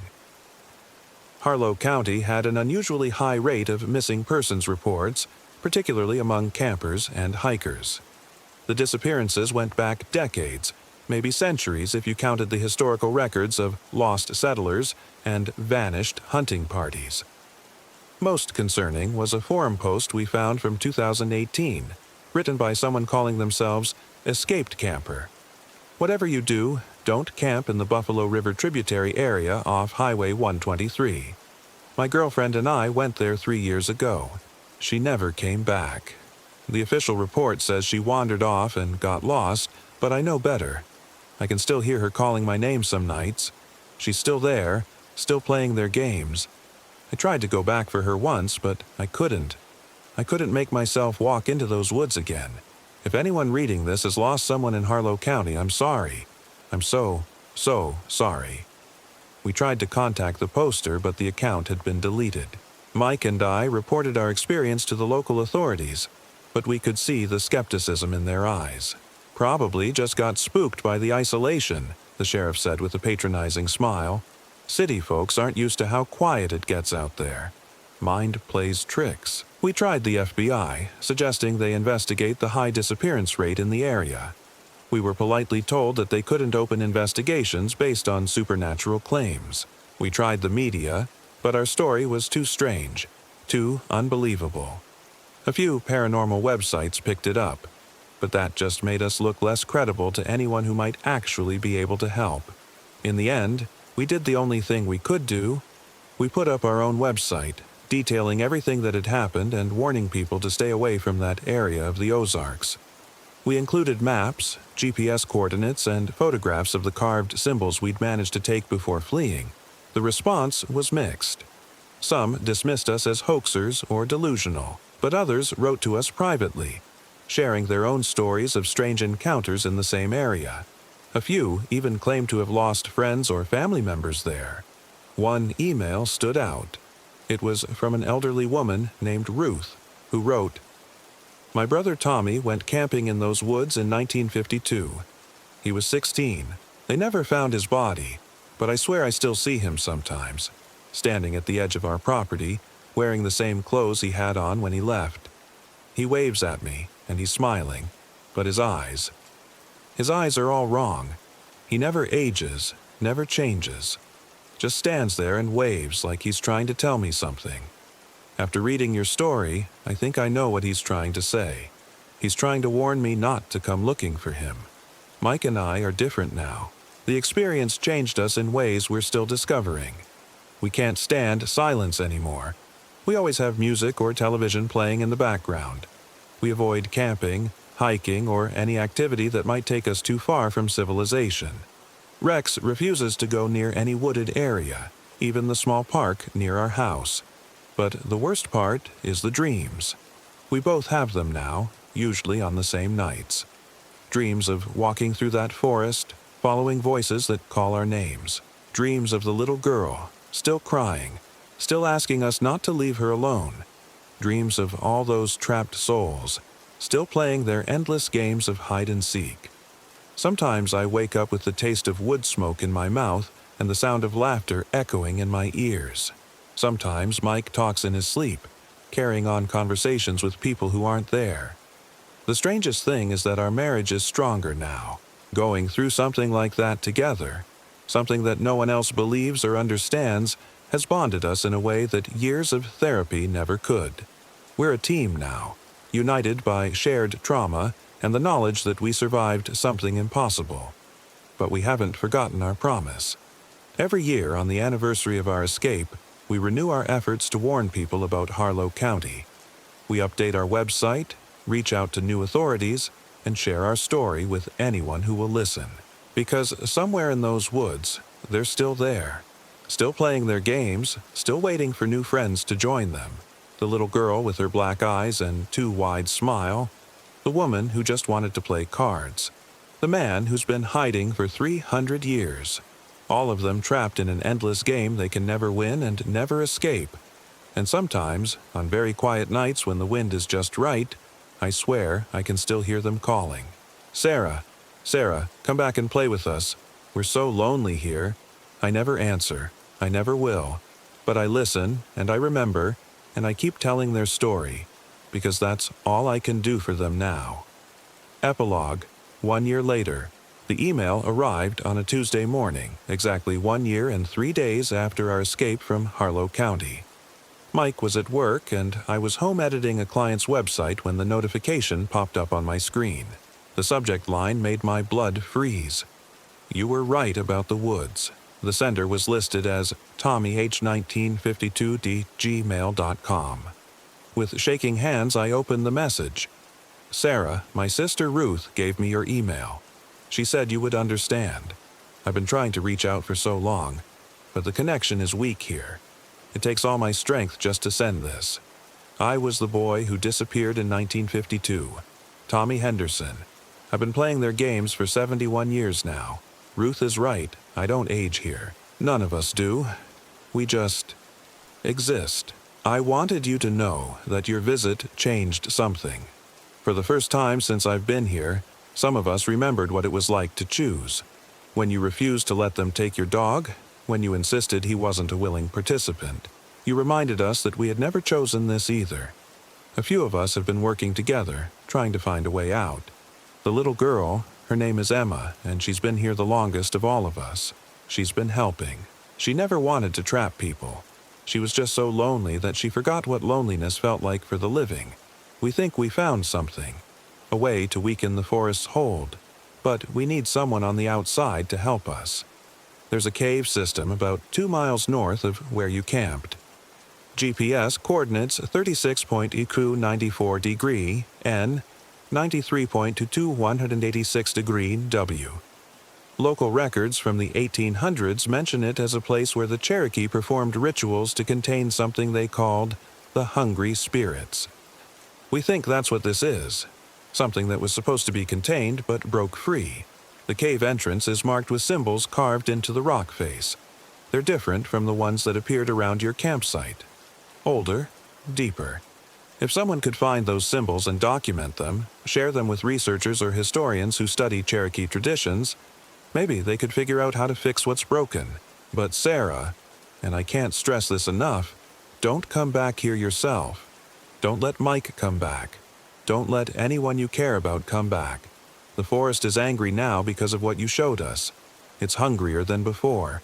The games have gotten darker. Just help us from a distance, please. We're not asking you to save us. Some of us have been here too long for that.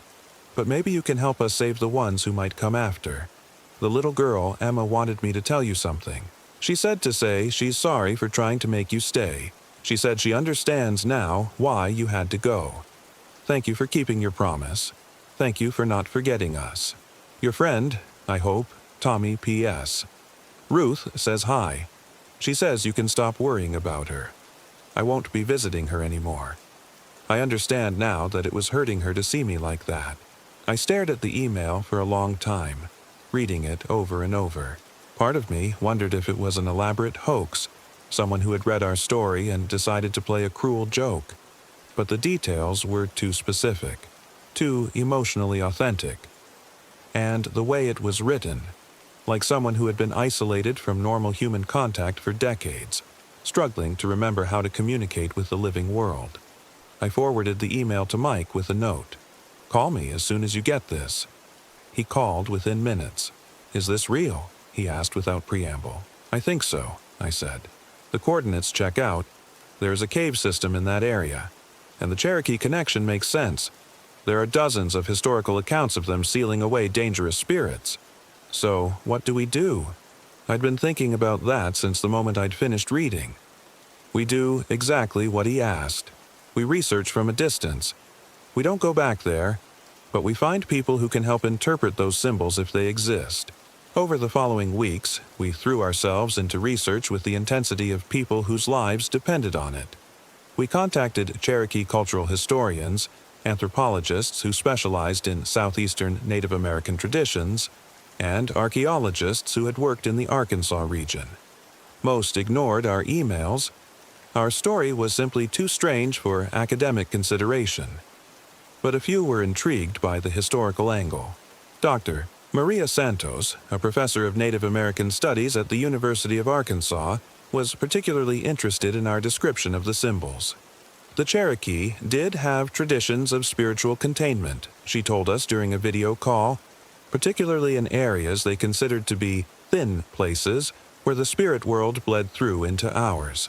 If there really are undocumented ceremonial markings in that cave system, it could be a significant archaeological find. Would you be willing to examine them? Mike asked. Dr. Santos hesitated. I'd need to see photographic evidence first, and I'd want to bring a full team, including tribal representatives. This isn't something to approach lightly. We understand, I said, but we can't get the photographs ourselves. We can't go back there.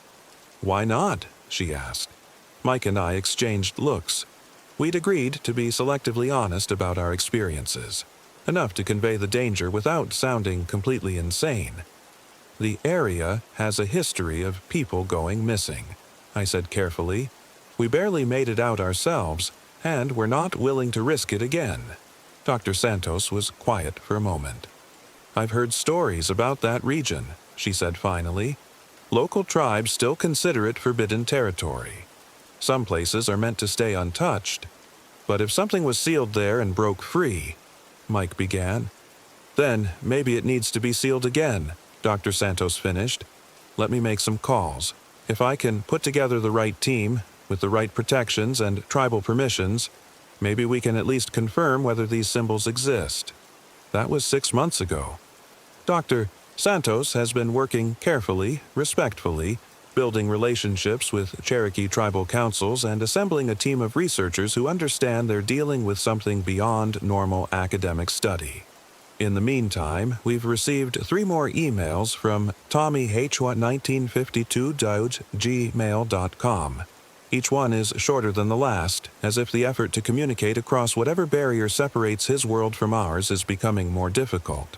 The most recent one, which arrived just last week, contained only 4 lines. Sarah, time is running out. More people have joined the game since you left. A family of 4 last month. 2 college students last week. The forest is growing stronger. Please hurry. I printed that email and keep it on my desk as a reminder of what's at stake. Every day that passes, more people might be wandering into those woods, drawn by camping websites that still list the area as a hidden gem for wilderness enthusiasts. Mike and I have updated our warning website with the new information, but we know it's not enough. We're racing against time, against disbelief, against an entity that feeds on human souls and grows stronger with each person it claims. Sometimes I wonder if we should have stayed. If we should have accepted our fate and become part of their eternal game rather than escaping to fight a battle we might not be able to win. But then I think about Rex, sleeping peacefully in his bed, living the normal life a dog should live. I think about all the people who might still be saved if we can find a way to reseal whatever ancient evil lurks in those woods. And I think about Tommy, a 16-year-old boy who has been trapped for over 70 years. Finally finding the courage to reach out for help despite knowing that help might never come. We owe it to him. We owe it to all of them. The Cherokee knew how to contain this thing once. If Dr. Santos and her team can find those symbols, if they can decipher the old rituals, maybe they can do it again. Maybe the games can finally end. Maybe the Echo people can finally rest. Until then, I keep telling their story. I keep warning people to stay away from Harlow County, and I keep hoping that somewhere in those cursed woods, a little girl named Emma and a boy named Tommy and all the other lost souls are holding on just a little longer. Because even in the darkest places, even in games that seem impossible to win, hope is the one thing that can never truly be taken away. And sometimes, if you listen very carefully on quiet nights when the wind is just right, you can hear it calling back to you across the darkness. Not with voices of the trapped and desperate, but with whispers of the possibility that even the longest games must someday come to an end. A 6-year-old girl told the police officer at a diner. He said it would only hurt the first time. The truth left everyone in tears. Before we dive into this story, drop a comment below and tell us where you're watching from. Enjoy the story. The neon sign of Mel's Diner flickered against the dark October sky as Officer Marcus Reed pushed through the glass door, the familiar chime announcing his arrival. After 12 hours of patrol through the rough neighborhoods of downtown, all he wanted was black coffee and maybe one of Mel's famous glazed donuts before heading home to his empty house. The warmth inside was a welcome relief from the crisp autumn air. Marcus nodded to Mel behind the counter, a gruff man in his 60s who'd been serving coffee to cops for as long as anyone could remember. The diner was nearly empty at this late hour, just a trucker in the corner booth and the soft hum of the old jukebox playing a Patsy Cline song. That's when he heard it. A soft, whimpering sound coming from the back corner of the restaurant near the restrooms. Marcus paused, his coffee cup halfway to his lips. In his 23 years as a police officer, he'd learned to trust his instincts. And right now, something was telling him to investigate. Moving quietly across the checkered linoleum floor, Marcus rounded the corner and stopped dead in his tracks. There, sitting alone at a small table in her wheelchair, was a little girl who couldn't have been more than 6 years old. She wore a delicate green dress that was torn at the sleeve, and her dark hair was disheveled as if she'd been running, or hiding. Her small hands were folded in her lap, and tears streamed silently down her pale cheeks. "Hey there, sweetheart," Marcus said gently, crouching down to her eye level. His voice carried the same soft tone he used to use with his own daughter, Bethany, when she was scared after her mother's accident 3 years ago. "Are you okay?" The little girl looked up at him with the biggest, most frightened brown eyes Marcus had ever seen. For a moment, she didn't speak, just studied his face as if trying to decide whether she could trust him.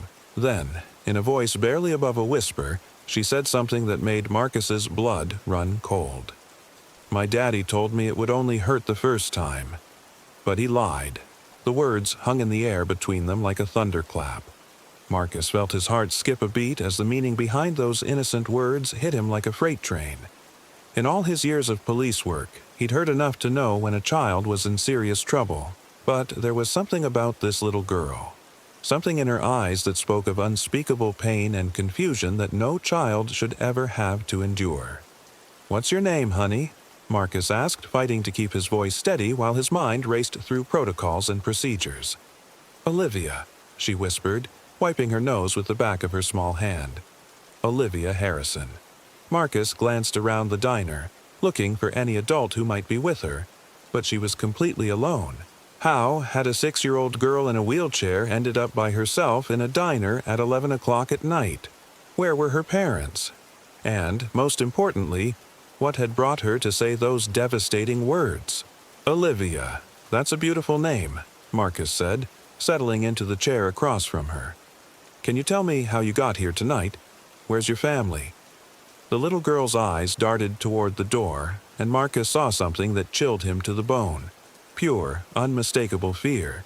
Not the normal wariness a child might have toward a stranger, but the kind of terror that comes from somewhere much darker. I left," she said, her voice trembling. "I had to leave. I couldn't stay there anymore."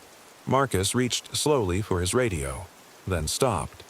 Something told him that moving too fast, following standard procedure, might send this frightened child running again. Instead, he leaned forward slightly, his eyes never leaving hers. "Olivia, you're safe now, okay? I'm a police officer, and my job is to help people, especially brave little girls like you. Can you tell me where you live? I want to make sure you're protected." But at the mention of going home, Olivia's face crumpled, and she shook her head frantically. "No, please, I can't go back, I can't. He said if I ever told anyone, something terrible would happen." The desperation in her voice made Marcus's chest tighten with a protective fury he hadn't felt since his own daughter was small. Whatever had happened to this child, whatever had driven her to flee her home in the middle of the night, it was serious enough to override every instinct a 6-year-old had to trust the adults in her life. As Marcus looked into Olivia's frightened eyes, he made a silent promise that would change both their lives forever. No matter what it took, no matter what rules he had to bend or protocols he had to break, he was going to make sure this little girl was safe. But first, he needed to find out exactly what, or who, she was running from. Marcus studied Olivia's face, searching for clues about what had brought this frightened child to his path tonight. Her small fingers traced nervous patterns on the plastic table, and he noticed how she kept glancing toward the diner's entrance, as if expecting someone to come looking for her. "Olivia," he said softly, "have you eaten anything today? You look like you could use some food." When she shook her head, Marcus signaled to Mel, who brought over a plate of warm cookies and a glass of milk without being asked. The old diner owner had seen enough scared kids over the years to know when questions could wait. As Olivia nibbled on a chocolate chip cookie, Marcus found himself thinking about his own daughter, Bethany. She was 16 now, angry and distant ever since her mother Emma's car accident 3 years ago. The accident that happened while Marcus was working a double shift, unable to pick Bethany up from school himself. Emma had been driving alone in the rain when another car ran a red light. "Do you live nearby, sweetheart?" Marcus asked gently, bringing his attention back to the present. Olivia's eyes filled with fresh tears. "I used to live in the blue house on Maple Street, with my daddy, but Mama," her voice broke, "Mama went to heaven when I was born. Daddy says it's because of me." Marcus felt his heart clench. This little girl had been carrying the weight of her mother's death her entire short life, believing somehow she was responsible. He recognized that guilt. He'd seen it in his own daughter's eyes after Emma died. "Oh, honey, that's not true," Marcus said firmly but kindly. "Sometimes sad things happen, but they're never a little girl's fault. Never." Olivia looked up at him with such hope that it nearly broke his heart. "Really? Really? Tell me about your mama. What was her name?" "Sarah," Olivia whispered. "Daddy showed me pictures. She had long brown hair like mine and she loved to sing. He said she used to sing to me when I was in her tummy." A small smile crossed her face for the first time that evening. Her favorite song was "You Are My Sunshine." Marcus watched as Olivia's expression grew distant, lost in memories of a mother she'd never really known but somehow felt connected to. Then, just as quickly, the smile faded and the fear returned to her eyes. But Daddy changed after Mama died, especially after my accident. Your accident? Marcus asked carefully. Olivia gestured to her wheelchair. When I was 4, I fell down the stairs. Daddy said I was being careless, that I should have been more careful. The doctors said my legs wouldn't work the same anymore. She paused, her voice getting smaller. Daddy said taking care of me was hard, that I made everything difficult for him.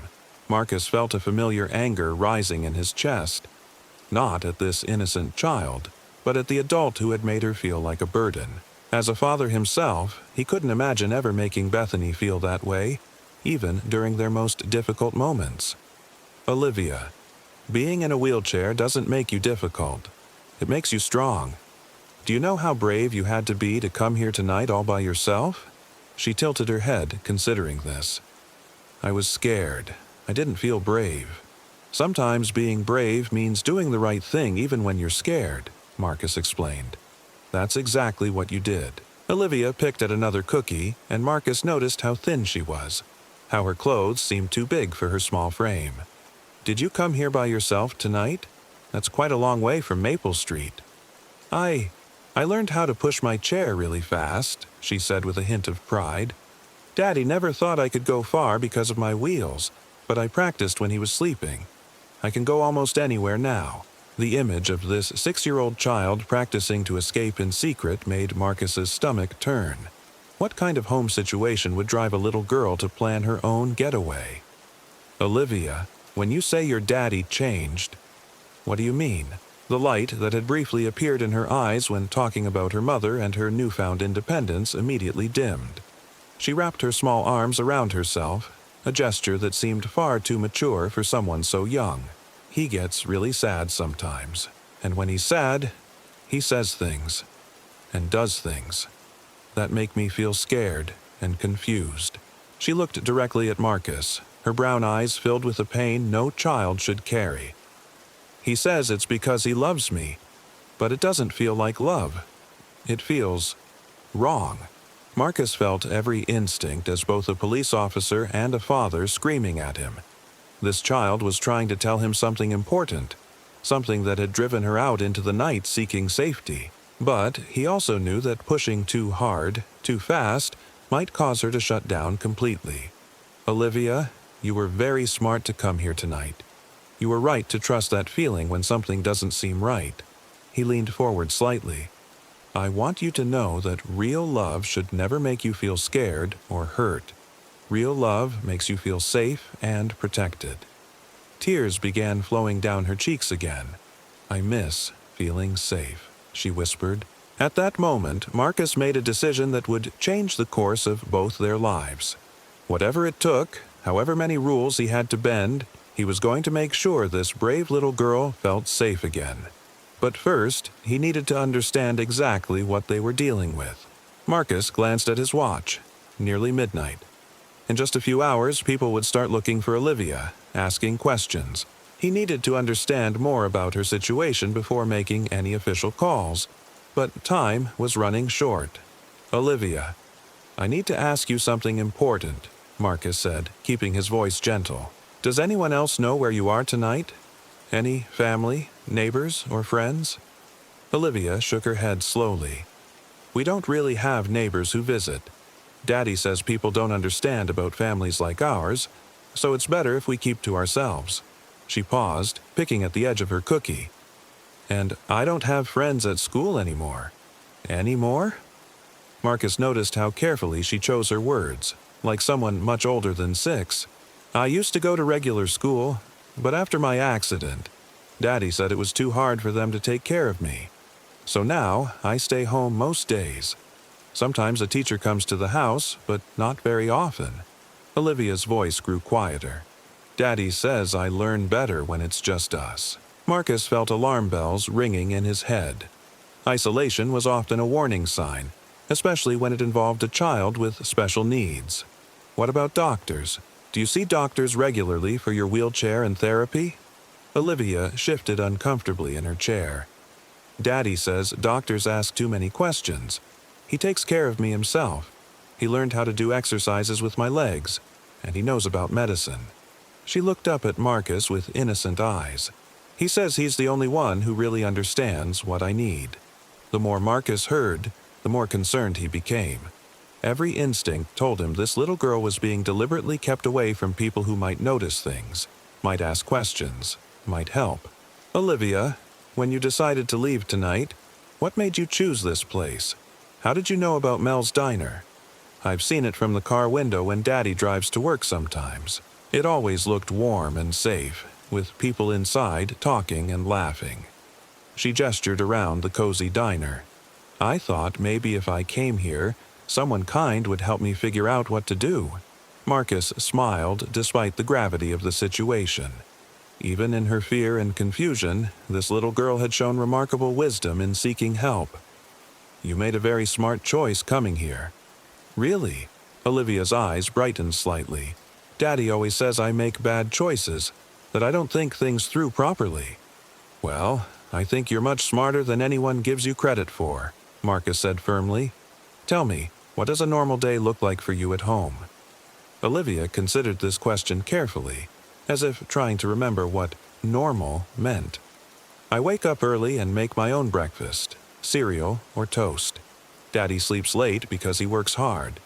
Then I do my lessons from the books he gives me, or I draw pictures. Sometimes I watch TV, but only the channels Daddy says are okay. What about lunch, dinner? I'm pretty good at making sandwiches, Olivia said with a hint of pride, and I can reach the microwave from my chair. Daddy says I need to learn to take care of myself because I can't depend on other people forever. Marcus tried to hide his shock. This 6-year-old child was essentially caring for herself while her father worked or slept. That level of independence might seem admirable, but it was far too much responsibility for someone so young. What about evenings? What happens when your daddy comes home from work? The question made Olivia's entire demeanor change. Her shoulders tensed and she wrapped her arms around herself again. That's when things get complicated. Complicated how? Olivia looked around the diner nervously, then leaned forward and lowered her voice. Daddy gets lonely. He misses Mama a lot, and he says I remind him of her. Sometimes he wants to be close to me in ways that feel strange. He says it's normal, that all daddies and daughters have special times together, but she trailed off, unable or unwilling to continue. Marcus felt his heart rate increase, but he forced himself to remain calm and supportive. But it doesn't feel right to you, he finished gently. Olivia nodded, tears forming in her eyes again. I tried to tell him it makes me uncomfortable, but he gets upset. He says I'm being ungrateful, that after everything he's done for me, the least I can do is help him feel less lonely. She wiped her nose with a napkin. He says if I ever told anyone about our special times, they wouldn't understand, and they might take me away from him forever. The pieces were falling into place, and Marcus felt a cold fury building in his chest. This vulnerable child was trapped in a situation where her caregiver had convinced her that his inappropriate behavior was normal, even necessary. Olivia, listen to me very carefully, Marcus said, his voice firm but kind. Nothing you've told me is your fault. Nothing. And you were absolutely right to feel uncomfortable. Those feelings were trying to protect you. But Daddy says, sometimes adults say things that aren't true, even when they're supposed to take care of us. Marcus interrupted gently. Your job is not to make a grown-up feel less lonely. Your job is to be a kid, to learn, to play, to feel safe and loved. Olivia stared at him with wide eyes, as if he'd just told her the most surprising thing she'd ever heard. Really? Really? And Olivia, you're not going back to that house tonight. I'm going to make sure you're somewhere safe while we figure out the best way to help you. For the first time since he'd found her, Olivia's face showed something other than fear. It showed hope, but Marcus knew the hardest part was still ahead. Getting Olivia to safety was just the beginning. Marcus knew he couldn't handle this alone. Despite every fiber of his being wanting to take Olivia home immediately and protect her himself, he understood that proper help required the right people. He pulled out his phone and made 2 careful calls. Within 30 minutes, 2 women entered Mel's diner. The first was Sarah Mitchell, a veteran social worker with kind eyes and graying hair pulled back in a practical bun. She'd worked with vulnerable children for over 25 years and had a gift for making scared kids feel safe. The second was Dr. Emma Watson, a child psychologist who specialized in trauma therapy. She carried a worn leather bag filled with dolls, art supplies, and other tools that helped children express what words couldn't capture. "Olivia," Marcus said gently, "I'd like you to meet 2 very special ladies who help children. This is Miss Sarah and Dr. Emma. They're here because we all want to make sure you're safe and happy." Olivia looked between the 3 adults, her small hands gripping the sides of her wheelchair. "Are you going to make me go back home?" Sarah knelt down to Olivia's eye level, her voice warm and reassuring. "Sweetheart, our job isn't to make you do anything that doesn't feel safe. Our job is to listen to you and figure out the best way to help." Dr. Emma opened her bag and pulled out a small stuffed elephant with soft gray fur. "This is Ellie. She's been with me for a long time, and she's helped lots of children tell their stories. Would you like to hold her while we talk?" Olivia's eyes lit up slightly as she reached for the elephant, hugging it close to her chest. It was the first time Marcus had seen her voluntarily reach for something comforting. "Olivia," Dr. Emma continued, "Officer Marcus told us you've been very brave tonight. Sometimes when children are brave enough to ask for help, it means they have important things to share. Is that true for you?" Olivia nodded slowly, still clutching the elephant. "I think so, but I'm scared about what happens next." "That's completely normal," Sarah said. "Big changes can be scary, even when they're good changes. Can you tell us what you're most worried about? What if Daddy gets in trouble because of me? What if he's right and nobody else will want to take care of me because of my wheelchair?" Olivia's voice was barely above a whisper. Marcus felt his heart break all over again. Even after everything, this little girl was still worried about protecting the person who had hurt her. "Oh, honey," Sarah said softly, "there are lots of wonderful people who would be honored to care for a special girl like you. Your wheelchair doesn't make you harder to love. It makes you unique and strong." Dr. Emma pulled out a set of colored pencils and paper. "Olivia, sometimes it's easier to draw our feelings than to talk about them. Would you like to show us your family through pictures?" As Olivia began to draw, Marcus stepped aside with Sarah. "What happens now?" he asked quietly. "We follow proper channels, but we move quickly," Sarah replied. "Dr. Emma will do a preliminary assessment tonight, and will arrange temporary emergency placement. Given what you've told me, this child cannot go back to that house." Marcus nodded, relief flooding through him. "And the father? That's where it gets complicated. We'll need a formal investigation, which means involving Child Protective Services and potentially the detective division." Sarah studied Marcus's face. "I know this is personal for you, Marcus. I can see it in your eyes. But you need to be prepared. These cases can take time, and they don't always end the way we hope." Across the diner, Dr. Emma was examining Olivia's drawing. The little girl had drawn a house with 2 figures, a large one labeled Daddy, and a much smaller one in what appeared to be a wheelchair labeled Me. But what caught everyone's attention was the dark scribbles surrounding the smaller figure, and the fact that the 2 figures were standing very close together in a way that seemed uncomfortable even in a child's drawing. "Olivia, can you tell me about this picture?" Dr. Emma asked gently. "That's me and Daddy in our house. See? I made myself small because that's how I feel most of the time." Olivia pointed to the dark scribbles. "And these are the scary feelings I get when Daddy wants our special time." Dr. Emma and Sarah exchanged meaningful glances. Even without explicit details, the drawing spoke volumes about Olivia's emotional state and living situation. Just then, Marcus's phone buzzed with a text from his daughter Bethany. "Dad, when are you coming home? I had a nightmare about Mom again." Marcus stared at the message, torn between his duty to this frightened child in front of him and his own daughter who needed him at home. As if sensing his conflict, Olivia looked up from her drawing. "Officer Marcus, do you have children?" "I do. I have a daughter named Bethany. She's 16. Is she lucky to have you as her daddy? The innocent question hit Marcus harder than any suspect's fist ever had. I hope so, sweetheart. I try my best to keep her safe and loved. Olivia smiled for the second time that night. I can tell you're a good daddy. You make me feel safe too. In that moment, Marcus realized that saving this little girl might just be the key to healing his own broken family.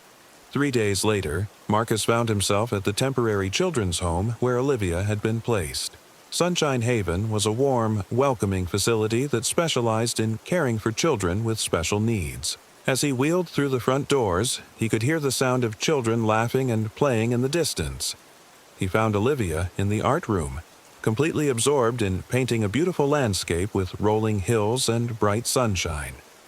Her face was more relaxed than he'd seen before, and she was humming softly to herself.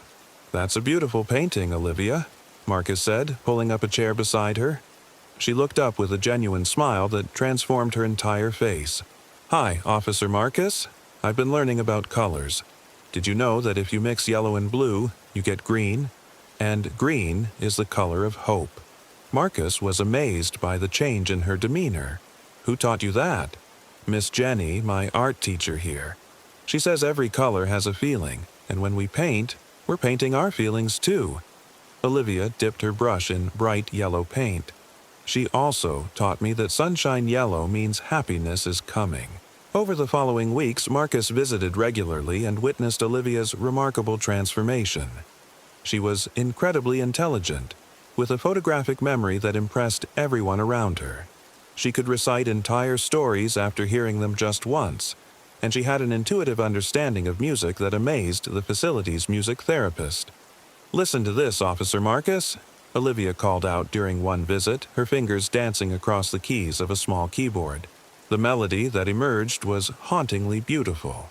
A simplified version of "You Are My Sunshine," her mother's favorite song. "Olivia, that's incredible. How did you learn to play that?" "I just hear it in my head, and my fingers know where to go," she said with innocent wonder. "Miss Jenny says I have a gift. She says gifts are meant to be shared with the world." Dr. Emma, who had been observing from the doorway, approached them with a warm smile. "Olivia has made remarkable progress. She's sleeping through the night, engaging with other children, and showing natural leadership qualities. Yesterday, she helped a younger boy who was scared about his first night here." Marcus felt his heart swell with pride. "What did you do, sweetheart?" "Tommy was crying because he missed his mama, so I sang him the Sunshine Song and told him that sometimes when bad things happen, it's just the world's way of getting us ready for something beautiful." Olivia's wisdom seemed far beyond her 6 years. "I told him that the helpers here are like angels, and angels always know how to make scared hearts feel better." But despite these encouraging signs, Marcus noticed troubling contradictions. When asked about school, friends, or normal childhood experiences, Olivia would become quiet and distant. She never mentioned birthday parties, playmates, or even simple things like going to a playground or a store. "Olivia," Marcus asked gently during one visit, "what do you remember about being happy before you came here?" She thought for a long moment, her brow furrowed in concentration. "I remember being happy when I drew pictures by myself, and when I watched birds outside my window. But I don't remember being happy with other people, except maybe with Mama in the pictures Daddy showed me." "What about with your daddy? Were there any happy times?" Olivia's expression immediately changed, becoming guarded and careful. "Daddy said we were happy together. He said our special times were happy times, even if they didn't feel happy to me." She looked down at her hands. "Maybe I just don't understand what happiness is supposed to feel like." Dr. Emma exchanged a meaningful look with Marcus. "Olivia, real happiness feels light and free, like when you're painting or playing music. It never feels scary or confusing." "But Daddy said, sometimes people we love say things that aren't quite right," Marcus interrupted gently. "What matters is how you feel. Your feelings are always important and always true." That evening, as Marcus drove home to his own house, he couldn't stop thinking about Olivia's words. A 6-year-old child who didn't understand what happiness felt like, who had been convinced that confusion and fear were normal parts of love. When he walked through his front door, he found his daughter Bethany sitting at the kitchen table, staring at her homework but clearly not focusing on it. "Hey, kiddo," Marcus said, sitting down across from her. "How was your day?" Bethany looked up with tired eyes. "Dad, can I ask you something? Do you think Mom was happy? Before the accident, I mean." The question caught Marcus off guard. Of course she was. Why would you ask that? Because sometimes I remember her being sad, especially when you had to work late. And sometimes I wonder if we knew how to make each other happy, or if we just thought we did. Marcus stared at his daughter, realizing that Olivia's situation was making him question everything about his own family. How many signs had he missed? How many times had he assumed everything was fine when maybe it wasn't? "Bethany, I think maybe we all need to learn how to recognize real happiness together." As he tucked Bethany into bed that night, Marcus couldn't shake the feeling that saving Olivia was somehow connected to saving his own family from the silent pain they'd been carrying since Emma's death. Marcus began his careful investigation into David Harrison's life, knowing he had to tread lightly. What he discovered painted a confusing picture that made his job even harder. David Harrison was well respected in the community. His co-workers at the construction company described him as hard-working and dedicated. "That man would do anything for his little girl," said his supervisor, Tom Bradley. "Always talking about how much he loves her, how he's all she has in the world." The neighbors on Maple Street had nothing but praise. Mrs. Rodriguez from next door shook her head sympathetically when Marcus asked about the family. "Such a devoted father. You should see how he cares for that sweet child. Never asks for help, never complains about how hard it must be raising a disabled daughter alone." But Marcus noticed what wasn't being said. No one mentioned seeing Olivia playing outside. No one talked about birthday parties or friends visiting. No one had stories about the little girl's laughter or normal childhood activities. At the local elementary school, Principal Williams pulled Olivia's file with a frown. Officially, she's enrolled here, but she's been marked for homeschooling due to her medical needs. Her father fills out all the required paperwork, always on time. She paused, looking troubled. "But honestly, Officer Reed, I've only seen that child in person twice in 2 years. The medical records were even more concerning. Dr. Peterson, Olivia's pediatrician, had only seen her 3 times since her accident. Mr. Harrison is very protective of his daughter's privacy. He insists he can handle most of her care himself, says too many medical visits overwhelm her." Marcus felt the familiar chill of a case where everything looked perfect on the surface, but something dark lurked underneath. Captain Brooks called Marcus into his office the next morning, his expression stern. "Reed, I'm hearing you're spending a lot of time on the Harrison case. Want to tell me what's going on?" Marcus chose his words carefully. "Sir, I believe this child may be in danger. The circumstances of how she ended up alone at the diner, combined with some concerning statements..." "Concerning statements from a 6-year-old with a traumatic brain injury?" Brooks interrupted. "Reed, you remember the Martinez case, don't you?" Marcus's jaw tightened.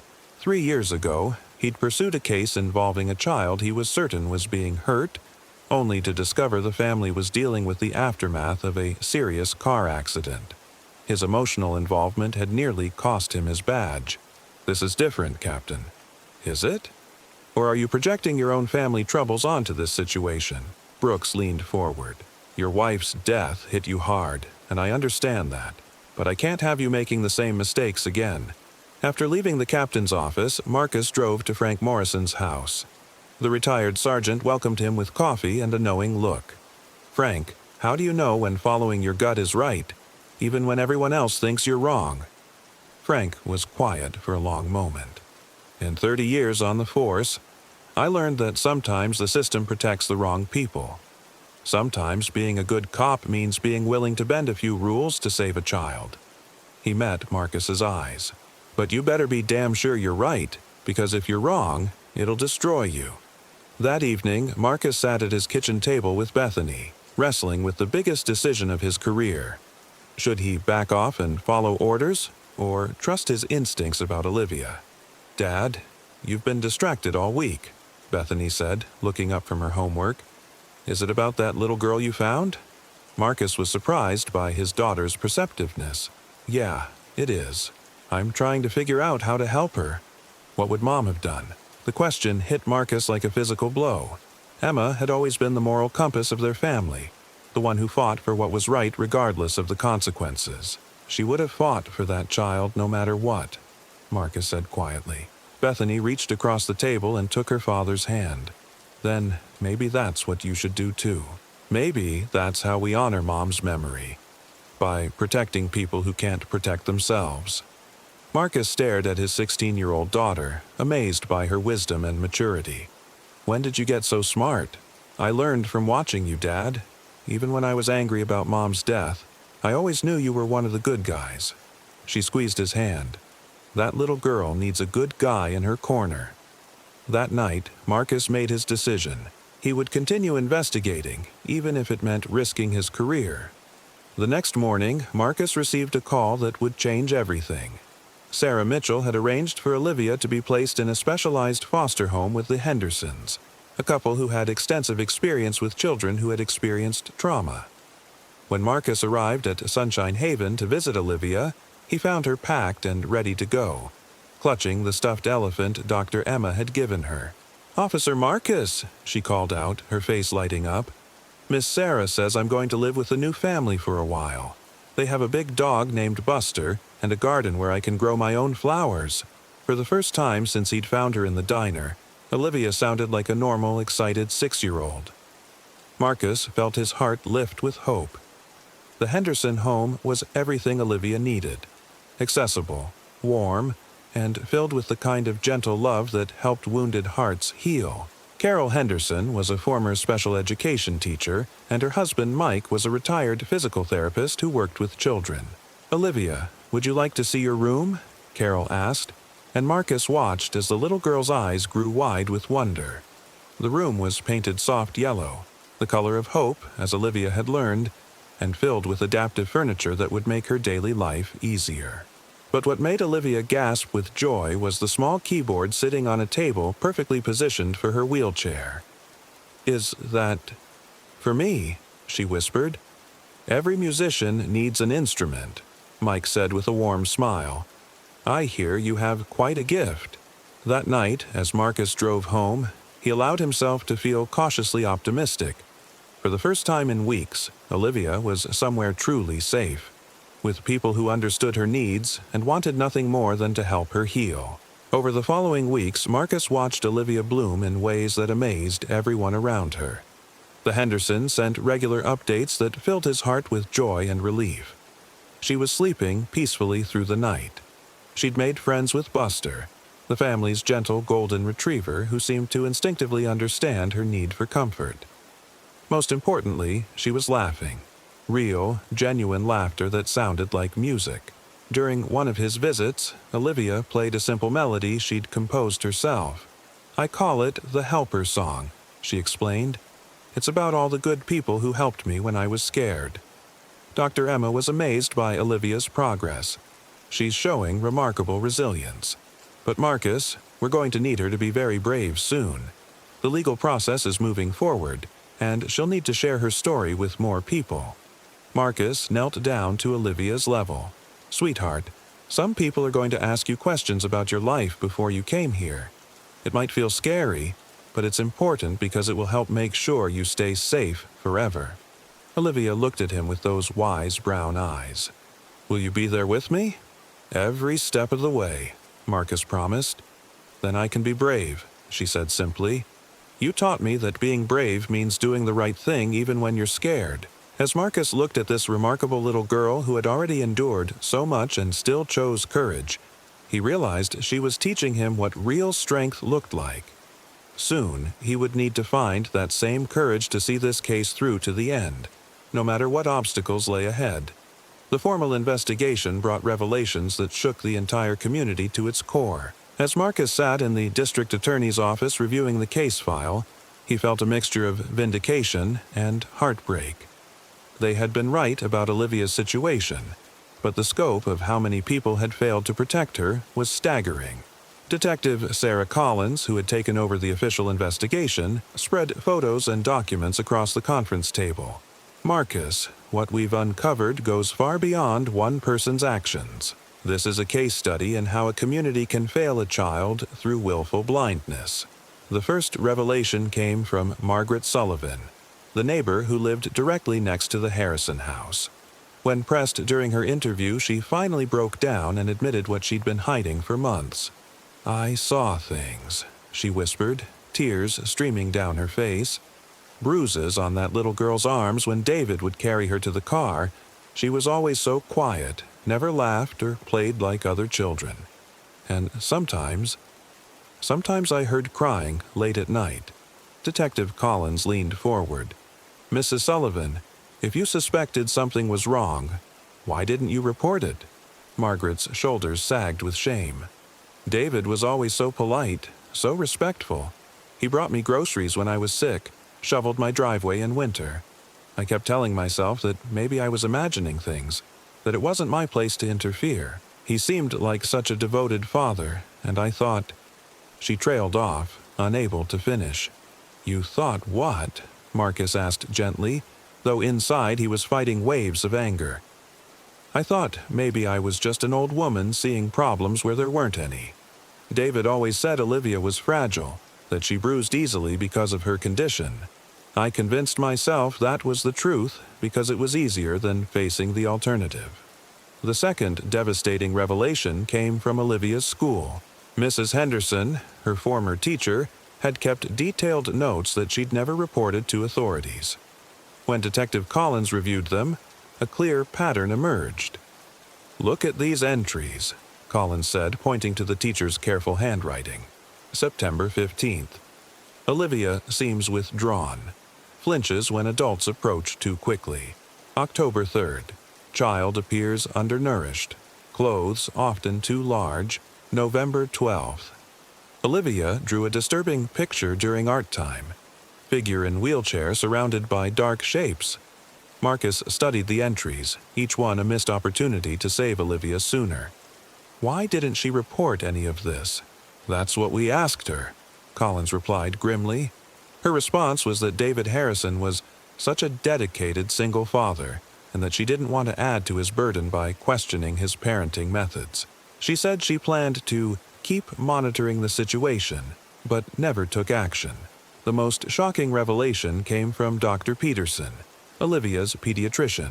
Under formal questioning, he admitted that he had documented concerning injuries over the past year, but had accepted David's explanations without further investigation. The father was very convincing. Dr. Peterson explained defensively during his interview. He explained every bruise, every scrape, every behavioral concern as being related to her disability or to the trauma of losing her mother. When I suggested additional therapy or social services, he insisted that too much outside interference would overwhelm Olivia. Detective Collins had reviewed the medical files thoroughly. "Dr. Peterson, these injuries show a pattern. Different stages of healing, unusual locations for accidental trauma. Didn't that raise any red flags?" "In hindsight, yes," the doctor admitted quietly. But Mr. Harrison was so knowledgeable about his daughter's condition, so seemingly devoted. He attended every appointment, asked all the right questions, showed appropriate concern. I suppose I wanted to believe his explanations because the alternative was unthinkable. As Marcus absorbed all this information, he felt overwhelmed by the collective failure of an entire community. Here was a little girl who had been crying out for help in every way she knew how, and a dozen adults had chosen to look the other way rather than face an uncomfortable truth. "The most heartbreaking part," Detective Collins continued, "is that any one of these people could have saved Olivia months or even years ago if they had simply trusted their instincts and made a phone call." That evening, Marcus drove through Olivia's old neighborhood, looking at it with new eyes. Behind each well-maintained house lived people who had seen signs, heard sounds, noticed changes in a little girl's behavior. But fear, denial, and misplaced trust in appearances had created a conspiracy of silence that nearly destroyed an innocent child. He stopped his car in front of the Harrison house, now empty and dark. Crime scene tape fluttered in the evening breeze, and Marcus thought about all the nights Olivia had spent behind those walls, hoping someone would notice, someone would care enough to ask the right questions. His phone buzzed with a text from Carol Henderson. Olivia played her helper song for the other kids tonight. She told them that even when lots of people don't listen, it only takes one person who does to change everything. Thought you should know. Marcus smiled through his tears. Even after everything she'd endured, even knowing how many people had failed her, Olivia still believed in the power of one person to make a difference. She was teaching all of them that heroism wasn't about being perfect. It was about being willing to act when action was needed. As he drove home to Bethany, Marcus made a silent promise to Olivia and to every child like her. Never again would he let politeness, doubt, or fear of being wrong stop him from protecting someone who needed help. The community had failed Olivia, but now that same community would have to face the consequences of their silence and learn to do better. Because if they didn't, there would be other children, other cries for help that went unheard. And that was a failure none of them could afford to repeat. The courthouse steps were crowded with reporters and community members as the day everyone had been waiting for finally arrived. Marcus adjusted his uniform one last time before walking through the heavy oak doors, knowing that today would determine Olivia's future, and possibly his own. Inside the courtroom, the atmosphere was tense but hopeful. Marcus took his seat in the front row, where he could see Olivia clearly. She sat between Carol Henderson and Dr. Emma Watson, wearing a pretty blue dress and clutching the stuffed elephant that had become her constant companion. Despite everything she'd been through, she looked stronger, healthier, and more confident than the frightened child he'd found in Mel's diner 6 months ago. District Attorney Jennifer Walsh stood before the jury, her voice clear and passionate. Ladies and gentlemen, this case is about more than one person's crimes. It's about how we as a community protect our most vulnerable members. It's about listening when a child finds the courage to speak, and acting when we see signs that something is wrong. David Harrison sat at the defendant's table, looking nothing like the monster Marcus had imagined. He appeared to be an ordinary man, tired, defeated, but still maintaining the facade of a caring father wronged by the system.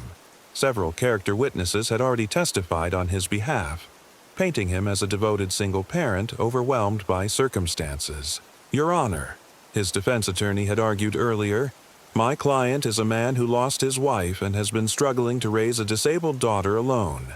Any mistakes in judgment came from grief and inexperience, not malicious intent. But Marcus knew better.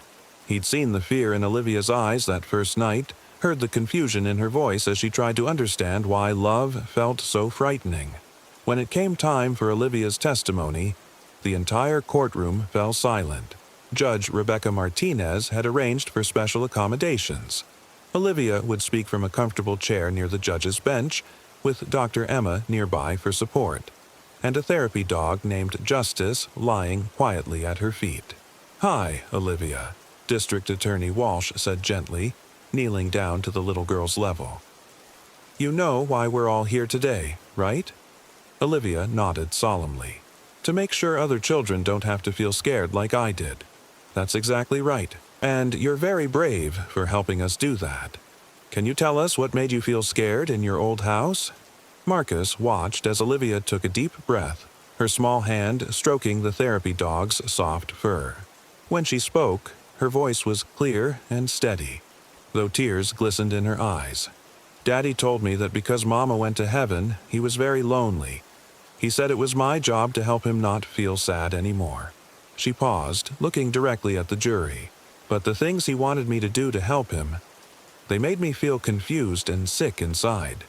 Can you explain what you mean by confused, sweetheart? Daddy said the special times we had together were normal, that all fathers and daughters did those things. But it felt wrong to me. It hurt sometimes, and I didn't understand why something that was supposed to show love made me want to hide.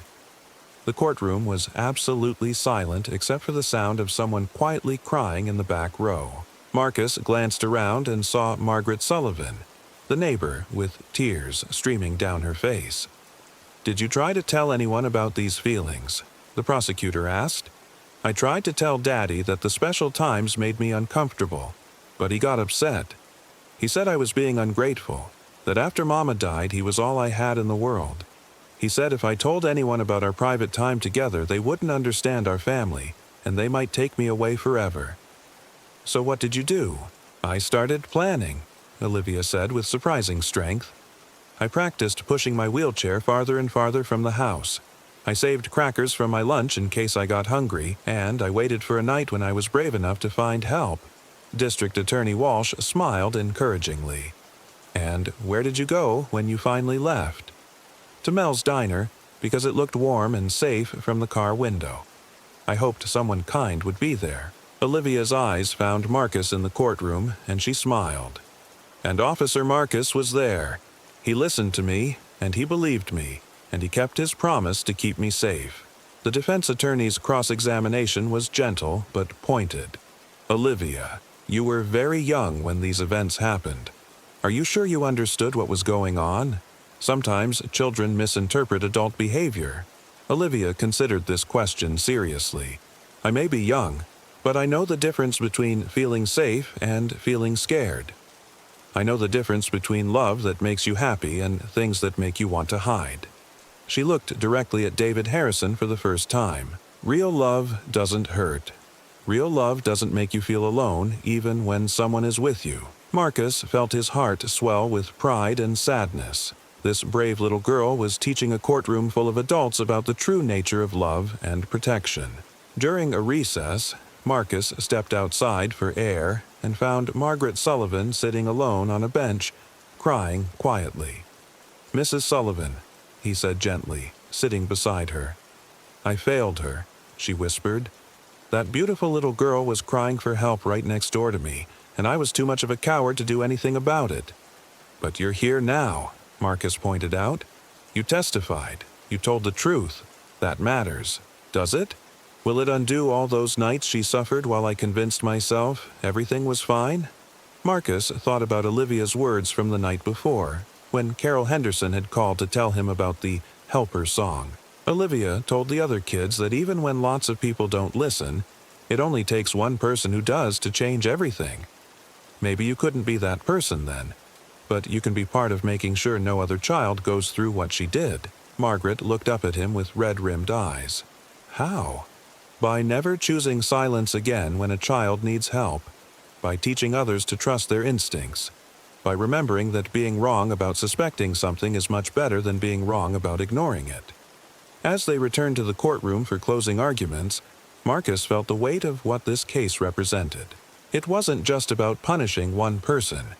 It was about a community learning to do better, to listen better, to protect their most vulnerable members. The verdict would come soon, but Marcus already knew the most important outcome. Olivia had found her voice, and she had used it to protect not just herself, but every child who might come after her. The jury deliberated for 3 hours. Marcus spent those hours walking the courthouse hallways, checking on Olivia, and trying to calm his own nerves. Everything they had worked for over the past 6 months came down to 12 strangers who had listened to testimony and would now decide David Harrison's fate. When the bailiff finally called everyone back into the courtroom, Marcus felt his heart pounding. Olivia sat between Carol and Mike Henderson, holding both their hands. She looked remarkably calm for a 6-year-old whose future hung in the balance. "Has the jury reached a verdict?" Judge Martinez asked. The jury foreman, a middle-aged man who had listened intently to every word of testimony, stood up. "We have, Your Honor. On the charges of child endangerment and criminal mistreatment, how do you find the defendant? Guilty on all counts." The courtroom erupted in quiet sobs and sighs of relief. Marcus felt his knees go weak with emotion. Olivia didn't cheer or celebrate. She simply closed her eyes and took a deep breath, as if a weight she'd been carrying her entire life had finally been lifted. David Harrison showed no emotion as the verdict was read. His attorney whispered something in his ear, but he just stared straight ahead, finally understanding that his carefully constructed facade had crumbled completely. Judge Martinez scheduled sentencing for the following week, but she had words for everyone present. This case has revealed failures at every level of our community. A child's cries for help went unheard for far too long, not because people didn't notice, but because they chose not to act on what they saw. She looked directly at the packed courtroom. I hope everyone here understands that protecting children is not someone else's responsibility. It's all of our responsibility. And I hope the courage shown by this little girl inspires every one of you to speak up the next time you see a child in need. After the hearing, Marcus found himself alone with Olivia for a few minutes while the Hendersons spoke with the prosecutor. She was sitting quietly in her wheelchair, humming the melody to "You Are My Sunshine." "How are you feeling, sweetheart?" Marcus asked, kneeling down beside her. "Relieved," she said simply, "and grateful, but also a little sad." "Sad? Why?" Olivia looked toward where David Harrison was being led away in handcuffs. "I'm sad that Daddy was so hurt inside that he forgot how to love properly. I'm sad that he'll be alone now, and I'm sad that he never got to meet the happy me." Marcus was amazed by her compassion, even for someone who had caused her so much pain. "You have the biggest heart of anyone I know, Olivia. Miss Carroll says that's because love is stronger than hurt, even when the hurt came from someone who was supposed to love you." She smiled up at him. "She says my mama would be proud of how brave I've been." That evening, Marcus received a phone call that would change his life forever. Carol Henderson's voice was warm but serious. "Marcus, Mike and I have been thinking.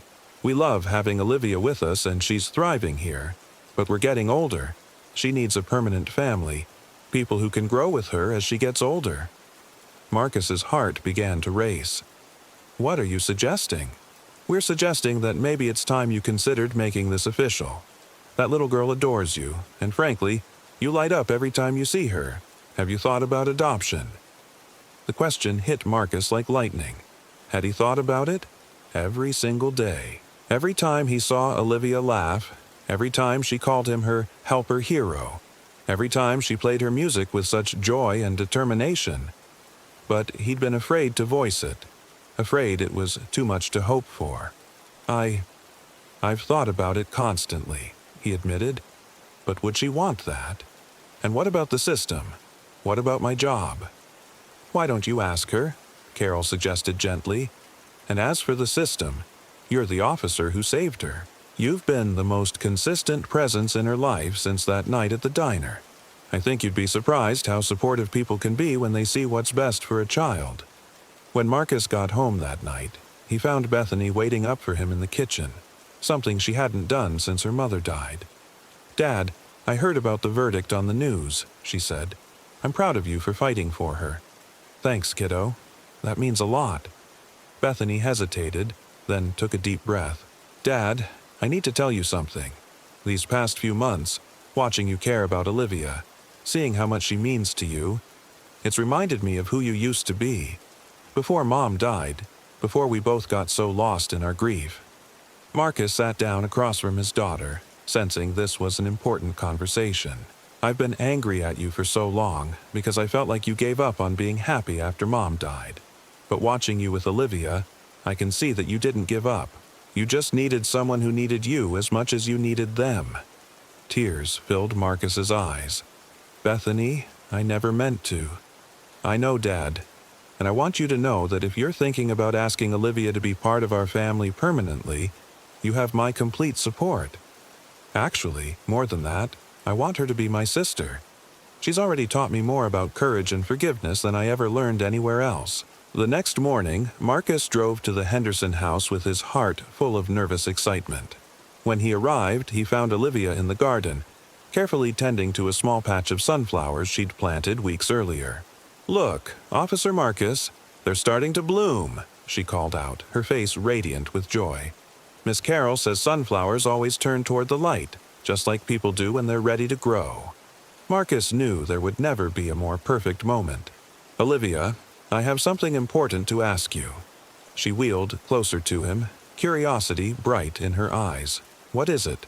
How would you feel about coming to live with Bethany and me? Not just for a visit, but forever, as my daughter." Olivia's face went through a series of emotions: surprise, hope, joy, and something that looked like disbelief. You want me to be your real daughter? I want nothing more in the world, Marcus said, his voice thick with emotion.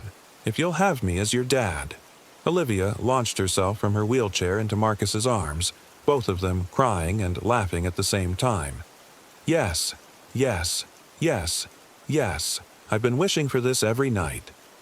As Marcus held this brave, beautiful child who had changed his life in every possible way, he realized that sometimes the most broken people find each other at exactly the right moment to help each other heal. 6 months after the adoption was finalized, Marcus realized that bringing Olivia home was just the beginning of their real journey together. The honeymoon period was over, and the hard work of becoming a real family had begun. It started with the nightmares. Despite all the therapy and healing, Olivia would wake up screaming some nights, calling for her mother she'd never known, or crying about being bad. Marcus, and Bethany took turns sitting with her until she fell back asleep. But the exhaustion was wearing on everyone. I don't understand, Olivia sobbed one particularly difficult night. I thought being safe meant the scary feelings would go away. Healing isn't like a light switch, sweetheart, Marcus explained, stroking her hair. It's more like learning to walk again. Some days are easier than others. The challenges weren't just Olivia's. Bethany, despite her initial enthusiasm, struggled with suddenly sharing her father's attention after years of having him to herself. One evening, she exploded in frustration. I know I said I wanted her here, but I didn't know it would be this hard, she yelled after Olivia had interrupted their father-daughter dinner for the 3rd time with a panic attack. I feel terrible for being mad at her, but I'm mad anyway. Marcus sat in his car after work that day, questioning everything. Was he really equipped to help this traumatized child? Was he being fair to Bethany? Had he made a terrible mistake thinking love would be enough? The breaking point came when Olivia tried to hide in the closet for an entire afternoon, convinced she was too much trouble and that Marcus would send her back to foster care. When Marcus found her, she was curled up with her stuffed elephant, crying silently. I heard Bethany say I was hard work, Olivia whispered. Maybe I should go back to Miss Carroll's house so your real family can be happy again. That night, Marcus called a family meeting. The 3 of them sat in the living room, and for the first time since the adoption, they talked honestly about their struggles. Being a family doesn't mean we're happy all the time, Marcus said. It means we're committed to working through the hard times together. Real families have fights, get frustrated, and make mistakes, but we don't give up on each other. Bethany took Olivia's hand. I'm sorry I made you feel unwanted. The truth is, I'm still learning how to be a big sister, but I want to learn, because you are my real sister now. And you're not too much trouble, Marcus added firmly. You're exactly the right amount of Olivia, and we're going to figure this out together, even when it's messy. 2 years later, the auditorium at Lincoln Elementary School buzzed with excitement as families gathered for the annual talent show. Marcus and Bethany sat in the front row, watching nervously as 8-year-old Olivia positioned herself at the piano on stage. She had grown so much, not just physically but emotionally.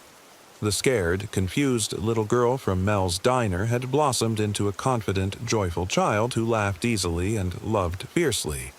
She still had difficult days, but they were becoming rarer. Ladies and gentlemen, the school principal announced, please welcome Olivia Reed, performing an original composition. Marcus felt his heart swell with pride as Olivia began to play. The melody was hauntingly beautiful, a piece she'd been working on for months, inspired by a song her birth mother used to love. As the music filled the auditorium, Olivia began to sing in her clear, sweet voice. You are my sunshine, my only sunshine. You make me happy when skies are gray. But then she transitioned into her own words. I found my sunshine in the darkest night, when someone listened and made things right. Sometimes families aren't born, they're made, by hearts that choose to love and stay. In the audience, Marcus felt tears streaming down his face. Beside him, Bethany was crying too, but smiling through her tears. In the back of the auditorium, they spotted familiar faces. Carol and Mike Henderson, Dr. Emma Watson, even Sarah Mitchell from social services, all the people who had helped make this moment possible. When Olivia finished, the auditorium erupted in applause. But Marcus only had eyes for his daughter, radiant, confident, and whole. As she wheeled herself to the edge of the stage, she found his eyes in the crowd and smiled the brightest smile he'd ever seen. After the show, as they walked to the car together, Olivia took Marcus's hand. "Dad, do you remember what you told me that first night? About being brave? I remember. You said being brave means doing the right thing even when you're scared. Well, I want you to know that choosing to love us, me and Bethany, even when it was scary and hard, that was the bravest thing anyone ever did." Marcus knelt down to her level, just like he had that night in the diner. "Olivia, you've got it backwards. You three, you, Bethany, and even your birth mother watching over us, you saved me. You taught me what real love looks like." That night, as Marcus tucked Olivia into bed, she made an announcement that filled his heart to overflowing. "Dad, I've been thinking about my story. I want to tell other kids who are scared that there are helpers everywhere and that families can be made in the most amazing ways." "That's a beautiful idea, sweetheart. And I want to tell them that even when bad things happen, good things can grow from them." Like sunflowers in a garden, as Marcus turned off the light, Olivia called out softly, "Dad?" "Yes, honey? My birth father didn't give me legs that could run, but you and Bethany, you gave me wings to fly." Marcus closed the door gently, knowing that Olivia had finally found what every child deserves, a place where she was completely safe, utterly loved, and free to become everything she was meant to be. The scared little girl who had whispered the truth in a diner had grown into a young woman who would spend her life helping others find their voices. And that, Marcus realized, was the most beautiful ending of all.